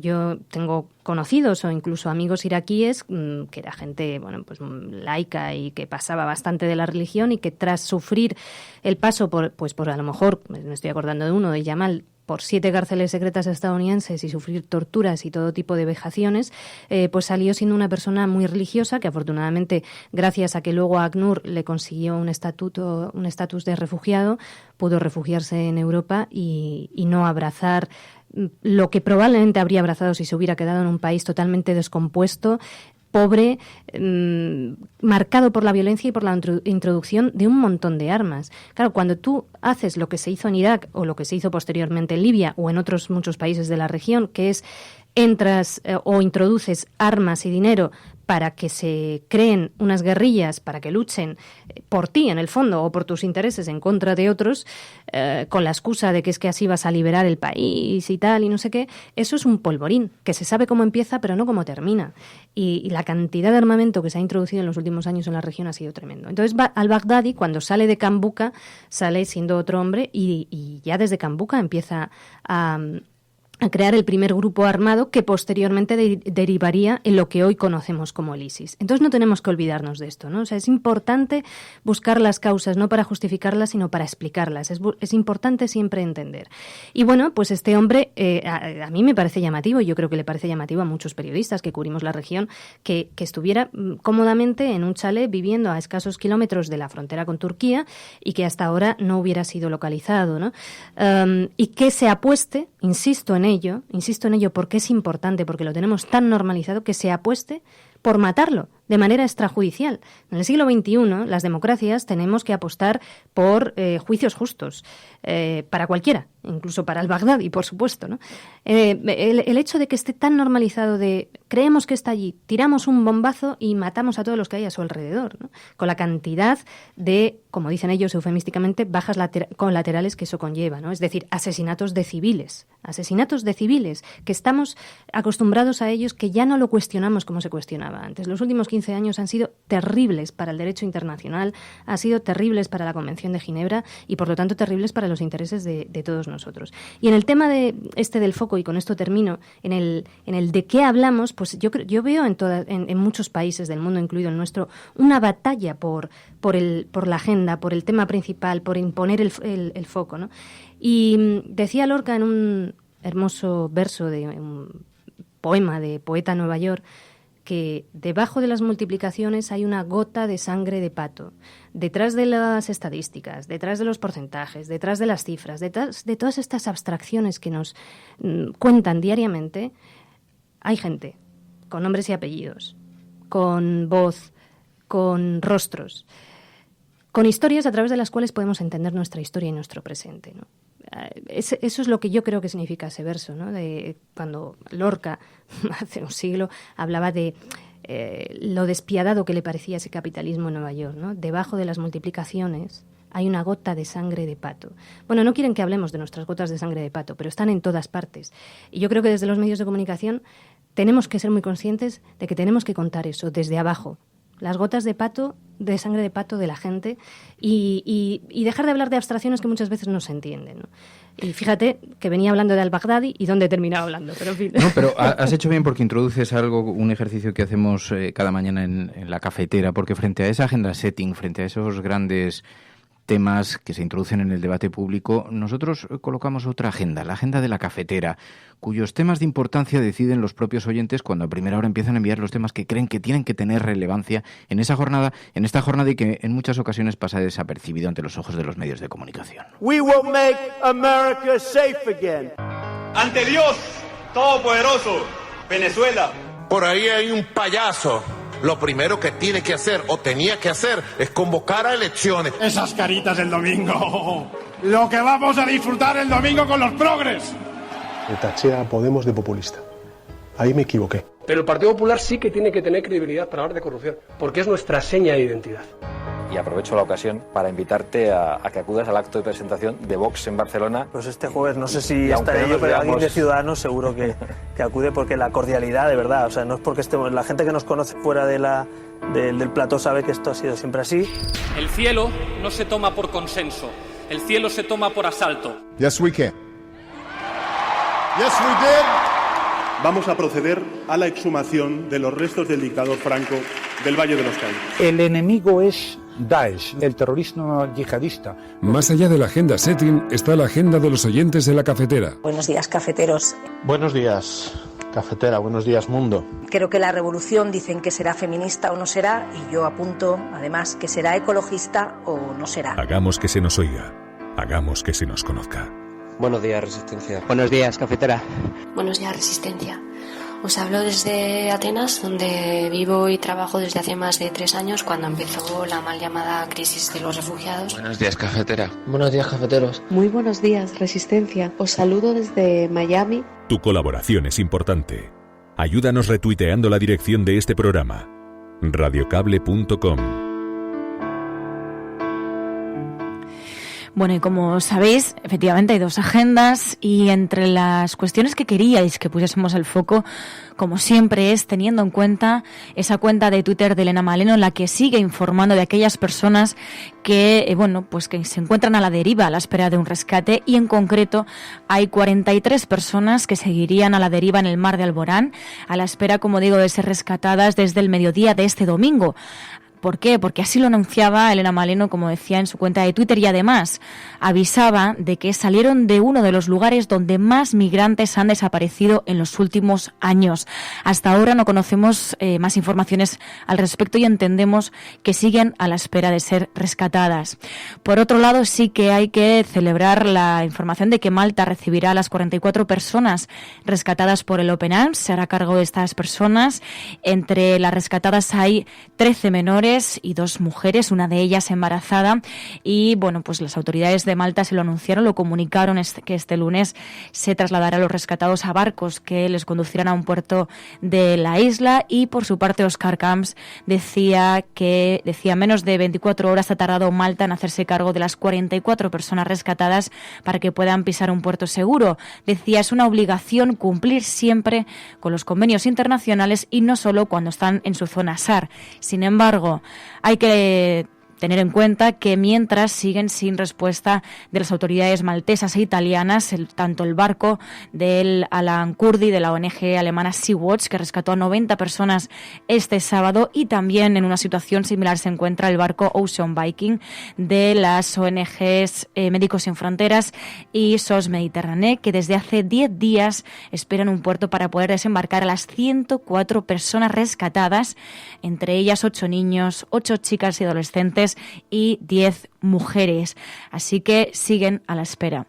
También Espectacular nos enviabas una información que tiene que ver con Bogotá, y es que nos hablabas de esas elecciones municipales en Colombia que han dado la victoria a Claudia López, que se convertiría en la primera alcaldesa de Bogotá. La candidata ecologista y miembro de la comunidad LGTBI ha ganado las elecciones municipales de este domingo en Bogotá y se convertiría, como digo, en la primera alcaldesa de la capital colombiana, desafiando además a los sondeos electorales electorales, porque Claudia López en los últimos meses en los sondeos electorales no le daban esa victoria y finalmente lo ha conseguido. Y además también destacaban varios medios esa lucha anticorrupción que lleva liderando desde hace mucho tiempo. Dicen que lleva más de 15 de los 49 años de su vida luchando contra la corrupción.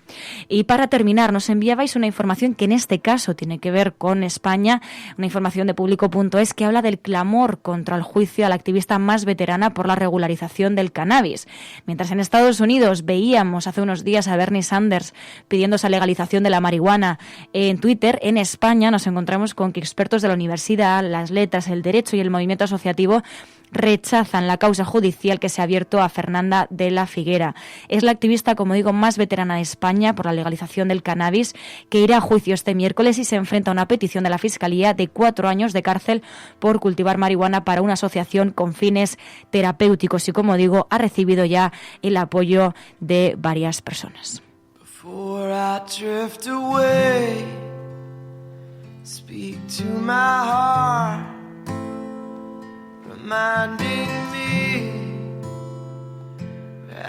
Bueno, pues ya sabéis que uno de los objetos del programa, cuando aparcamos la página informativa, retiramos las portadas de los periódicos de encima de la mesa, en este pequeño claro en el bosque de Sherwood, allí donde se reúnen las proscritas, y nos sentamos a conversar, a hablar de la vida, porque hay mucha gente que escucha La Cafetera, que se encuentra en salas de espera, en apartamentos, expatriados que están estudiando o trabajando en el exterior y se encuentran solos y escuchan el programa conectados a un auricular.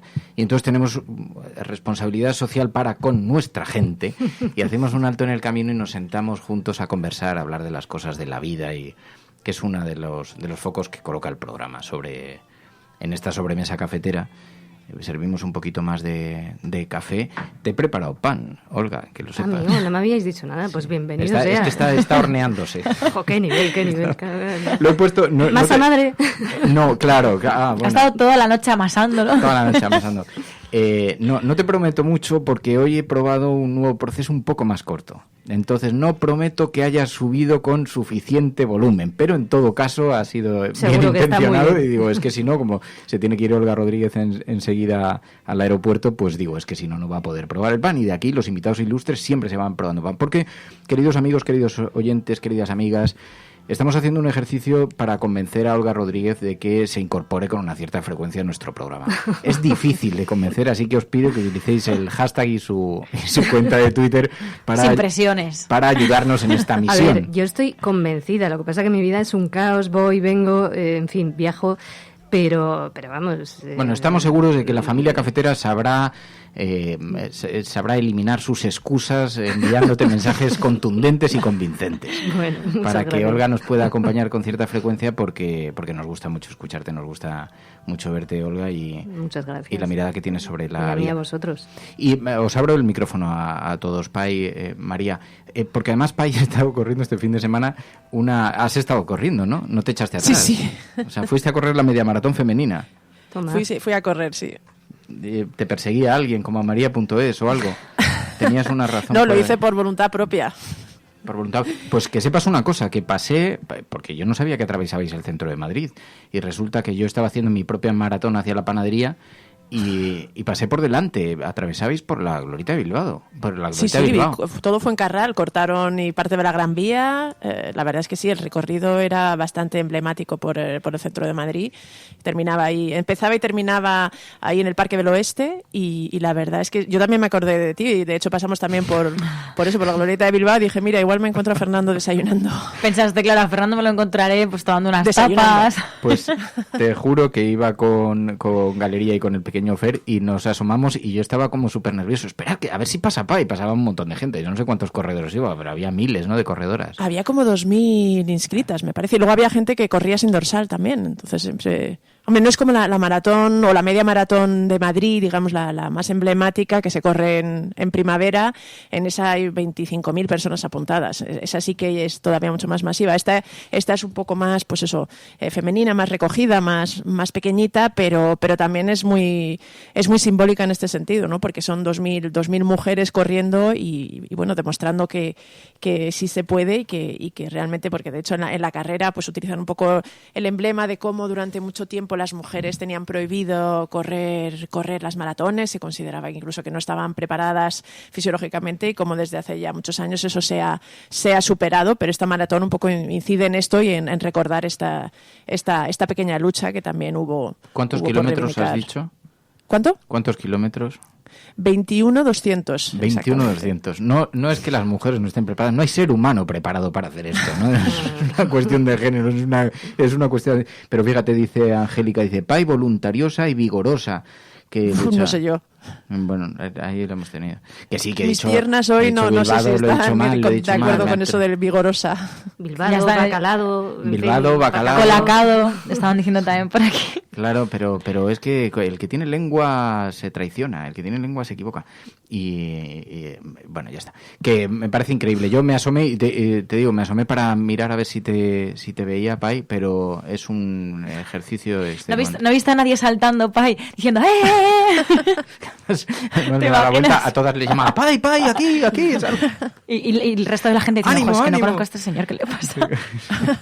Digo, tenía preparada hasta una botella para doparte, así, con dopaminas varias. Iban con una pancarta y todo. Drogas recreativas no aceptadas por el gobierno. Me tenías que haber avisado que ibas a estar y te hubiera buscado... No, pues sí, pensé, digo, no llevará móvil, no la puedo avisar, claro, nos hemos enganchado. Sí, lo llevaba. Otra cosa es que igual no contestaba, pero sí que lo llevaba. Pai, además de ser una extraordinaria periodista con quien convivo hace 20 y tantos años, es una madre de familia abnegada y una deportista que nos ha sorprendido por su extenuante grado de autodestrucción. Bueno, no lo hago habitualmente. Pero ¿cuáles han sido las secuelas? Las secuelas de ese recorrido. ¿Súper duro o no?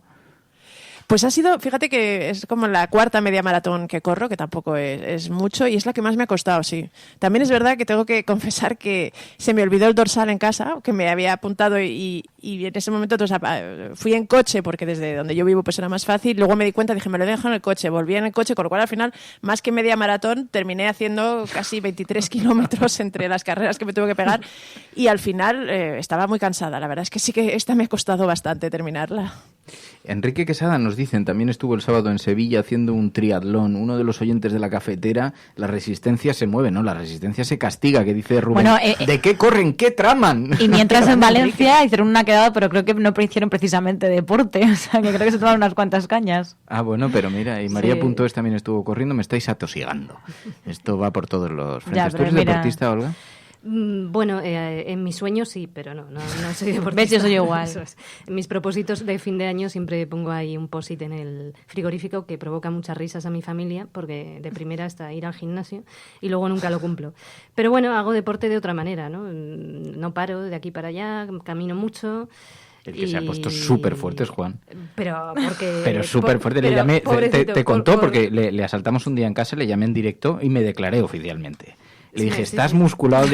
Digo, como me dicen por aquí, es que nunca te declararías un nombre. Digo, vamos a llamar en directo a Juan Diego Boto. Pero eso es porque tiene que hacer una peli en la que tiene que estar muy cachas, que va a hacer ahí un blockbuster de estos, Escuadrón Suicida 2.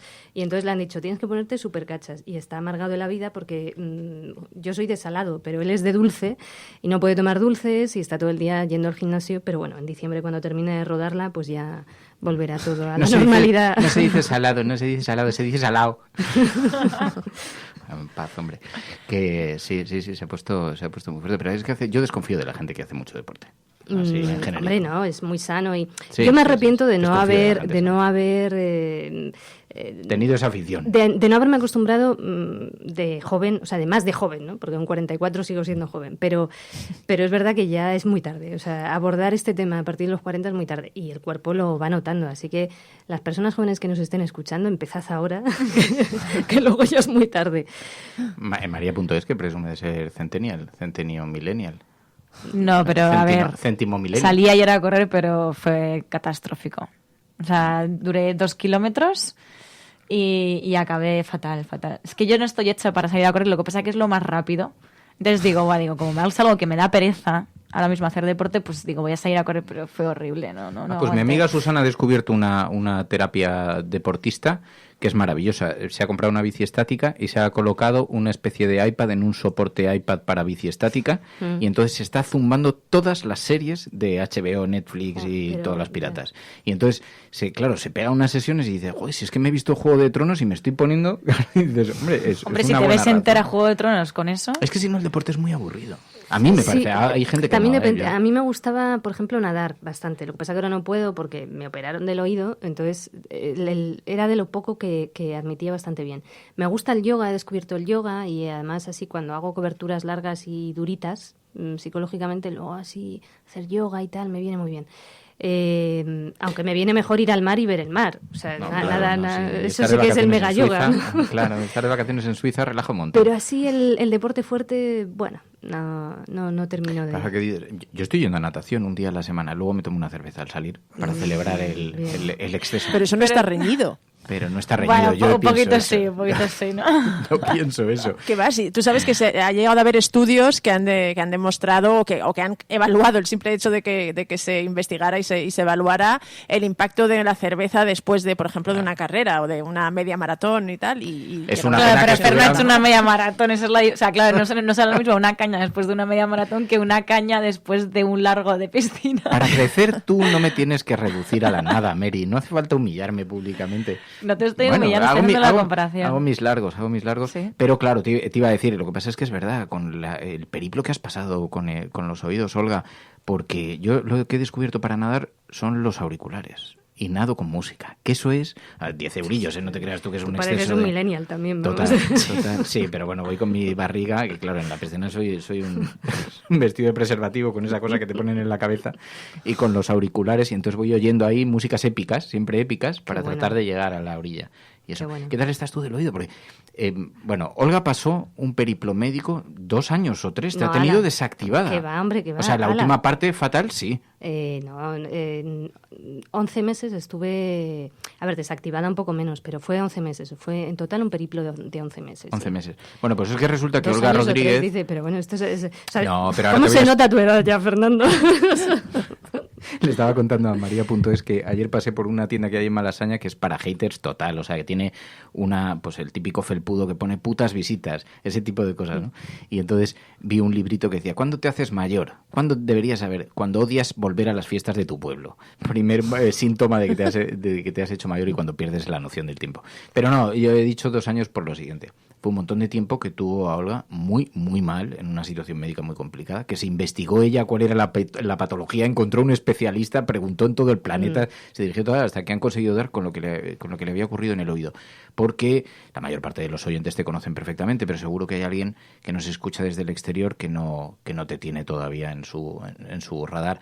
Olga Rodríguez estuvo durante la segunda invasión de Irak, estaba en el hotel donde fue asesinado José Couso. Olga Rodríguez sufrió parte de los efectos de aquella explosión y durante muchos años le ha acompañado con problemas en el oído. Nunca se había manifestado hasta que años después parece que eso abrió una fisura en el tímpano y entonces ha estado... No, en el tímpano no, porque lo del tímpano se arregla fácilmente. Fue en el oído interno. Entonces, bueno, era más complicado, una fístula perilinfática, pero bueno, al final, afortunadamente, es una operación muy sencilla si la localizan, ¿no? Entonces, nada, me operaron, la taparon y ya está, pero es verdad que fueron... Pero claro, has estado mucho tiempo sin volar, claro. Después has vuelto a tu actividad, pero sin poder coger un avión, sin poder nadar, sin poder prácticamente moverte, salir donde había ruido en el exterior, ¿no? No, un año, o sea, sin poder volar un año entero. Entonces yo he hecho unos cálculos para así mí, un poquito... que soy nómada y que estoy todo el día aquí para allá y bueno, pues cubriendo muchas cosas y me gusta seguir en contacto con historias que empecé a cubrir en algunos casos pues hace 20 años y que no quiero romper el contacto, ¿no? Porque además no me lo podría permitir ni... Y fue un año duro para mí, sobre todo porque tampoco en un principio me sabían dar una solución, ¿no? Entonces fue un poco de incertidumbre. Pero bueno, ya está lo que es el ser humano y la capacidad de superación en el momento en el que te pones bien después de una enfermedad, que en mi caso no era para nada grave, ¿no? Era simplemente, bueno, pues una faena, pero ya está. Pero cualquier enfermedad, cualquier cosa de estas, en cuanto te recuperas, se te olvida por completo. Y a mí ahora me parece que ha transcurrido hace 1000 años. Claro, ¿no? es que estoy lo pienso y digo, observando, no, fue solo hace 1 año y 3 meses. De todas formas, tú siempre has superado mucho las cosas, siempre has tenido la mirada muy depositada en el futuro. Yo tengo muy mala memoria, pero me acuerdo muy bien de la etapa que has pasado con el oído y lo estás colocando como tal. Ha sido, vamos, yo te he visto en un auténtico infierno durante un montón de tiempo y Olga es una persona que necesita mucha vida, necesita escuchar mucho la calle. Prácticamente no podía salir allí donde había ruido. Y bueno, eso fueron 3 meses, sí, o sea, de la época, o sea, antes de la operación y después de la operación del posoperatorio, sí, fueron 3 meses muy duros. Sí, sí. Pues me alegra que superes también las cosas, que se te vea mucho más, porque es verdad, o sea, tú has recorrido Oriente Medio, Olga, y has estado en momentos como la invasión de Irak, que fue extraordinaria. Luego has estado en otros conflictos también y los has cubierto trabajando y incluso después para escribir las propias novelas o para otros trabajos de producción que haces con una productora británica, pero las imágenes que observas en la retina se olvidan porque debe ser muy difícil convivir con tantos fantasmas del pasado. Debe ser, muchas veces lo cuentan los propios corresponsales de guerra, ¿no? Pero has vivido situaciones muy extremas que has ido acomodando y como vas mirando así con cierto desparpajo, pero son situaciones muy difíciles. Son muy difíciles, pero no tienen ni comparación con lo que vive la gente en esos países, ¿no? O en nuestros propios países, porque muchas de esas personas llegan como refugiadas o como personas migrantes a nuestros países, ¿no? Que se nos olvida, pero sigue ocurriendo. No solo ocurrió en 2016 cuando todos los medios decidieron vamos a cubrir la ruta de los refugiados. Eso sigue ocurriendo todos los días aquí en el propio corazón de Europa. Yo recuerdo, por ejemplo, Hungría, un país que sabéis que, bueno, pues hay una persona de extrema derecha gobernándolo, como es Viktor Orbán. La llegada de los refugiados allí, cómo los tratan como animales, que te recuerdan épocas pasadas nada gloriosas. Y recuerdo estar un día en la frontera de Serbia con Hungría, sentados varios periodistas que habíamos coincidido cubriendo muchas guerras, algunos de ellos súper veteranos, de 75 incluso, y cómo uno de ellos rompió a llorar, y terminamos llorando todos. Yo era la primera vez que lloraba en una cobertura. He de decir que también podíamos llorar. O sea, podíamos permitírnoslo porque no estábamos en una situación de peligro en la que siempre tienes que posponer el miedo y el bajón, ¿no? Hasta la vuelta y el duelo. Pero llorábamos de rabia y de vergüenza porque en el propio corazón de Europa y en la propia Europa estén pasando las cosas que están pasando. Y se esté criminalizando la solidaridad con discursos muy peligrosos que arrastran a la gente a la xenofobia y a no entender absolutamente nada de lo que está pasando en el mundo, ¿no? Y a la falta de empatía absoluta, que nos afecta a todos, porque eso que llamamos los otros, somos también nosotros y no se nos debe olvidar, ¿no? Entonces, respondiendo a tu pregunta, pues yo no olvido ninguna imagen. Es verdad que hay como una zona del cerebro que yo digo que la tengo ahí cerrada con llave, pero a veces te asalta pues o en sueños o en la propia vida cotidiana, ¿no? Hay gente, yo creo que hay como 2 vías a través de las cuales vas sobreviviendo y superando este trabajo complicado. Yo he visto que hay gente que se endurece y que llega un momento en el que no les afectan las cosas ya, pero creo que eso es bastante incompatible con el ejercicio del periodismo, porque tienes que ver la magnitud del dolor que provocan las guerras para poder contarlo, ¿no? Y luego hay otros que lo que nos va pasando es que lejos de acostumbrarnos, cada vez nos afecta más. Es como si tú llevaras una mochila en la que vas metiendo experiencias vividas y cosas que has ido viviendo y viendo de gente con muchísimo sufrimiento, ¿no? Y con imágenes súper duras y situaciones muy duras. Y las vas metiendo en la mochila y vas metiendo más y más y más. Y con el transcurrir de los años esa mochila está llena y está petada y no cabe nada más. Entonces yo diría que soy más de estas segundas, ¿no? Pero eso es la herramienta que considero que me sigue dando ingredientes para poder hacer bien mi oficio, con empatía, con compromiso y sin poner un muro entre mis ojos y lo que ocurre. Entonces, bueno, a ver, cada uno busca sus mecanismos para sobrellevarlo. Yo hablaba antes del mar y no fue un comentario baladí. A mí realmente volver de determinadas coberturas y mirar al mar durante horas y horas es como si cada ola que ocurre y que estalla me fuera limpiando, ¿no? Pero sí es verdad que nunca ya ves el mundo de la misma manera y sí que es verdad que es más difícil tener esperanza y sí que es verdad que es más difícil acomodarte o volver a entrar en determinadas dinámicas que tenemos aquí, en las que parece súper importante algunas cosas que yo, por más que me esfuerzo, las veo con escepticismo, ¿no? Y porque creo que hay otras cosas más importantes, pero bueno. O sea, la readaptación nunca, en tu propia sociedad nunca, yo creo que nunca vuelve a ser la misma.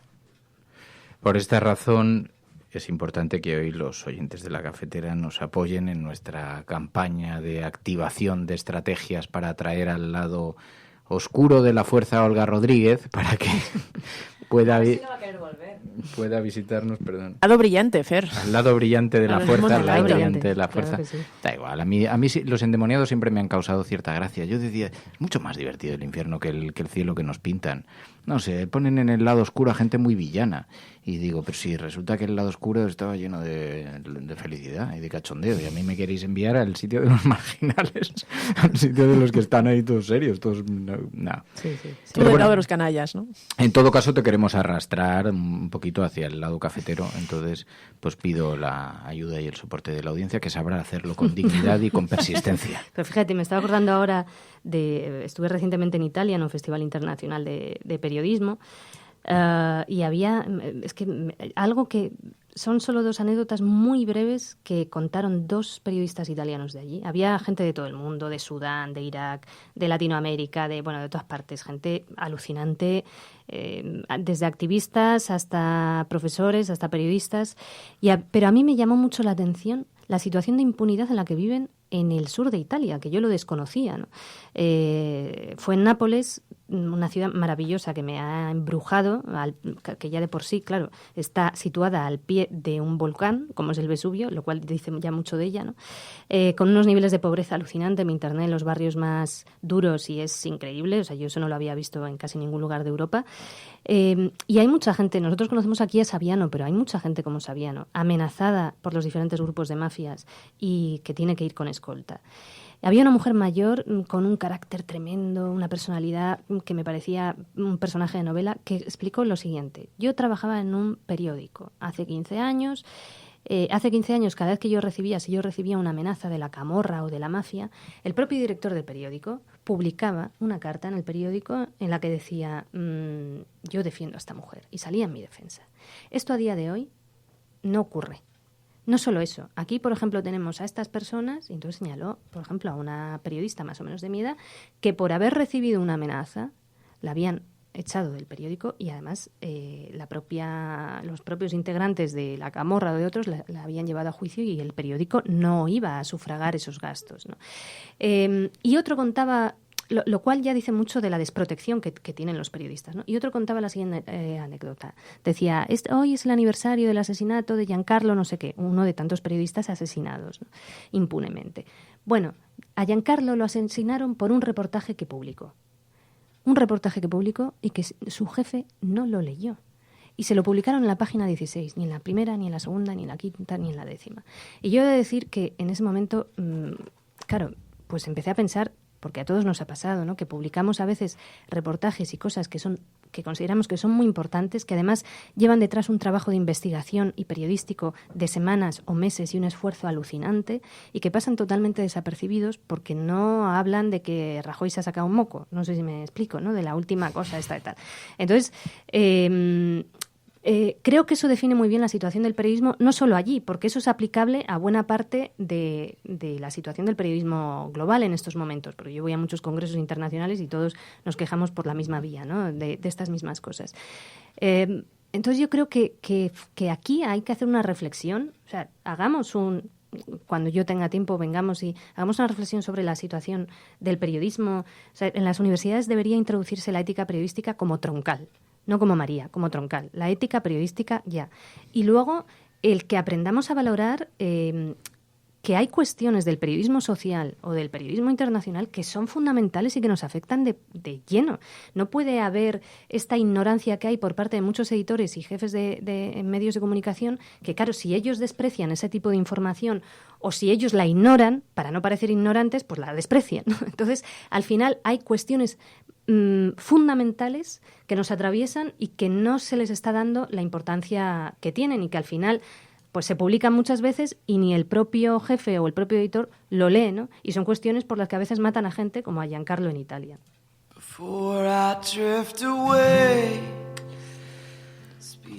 Olga Rodríguez, de verdad es un privilegio, es un gusto que te acerques por aquí y esperamos que la influencia de los oyentes haga el resto, pero si no, en cualquier caso, sabes que siempre tienes las puertas abiertas cuando quieras pasarte por la cafetera. El gusto es mío, me parece alucinante lo que tenéis aquí montado, me encanta el ambiente, me encanta todo lo que... Y vamos, me encantáis los tres, o sea, que a seguir.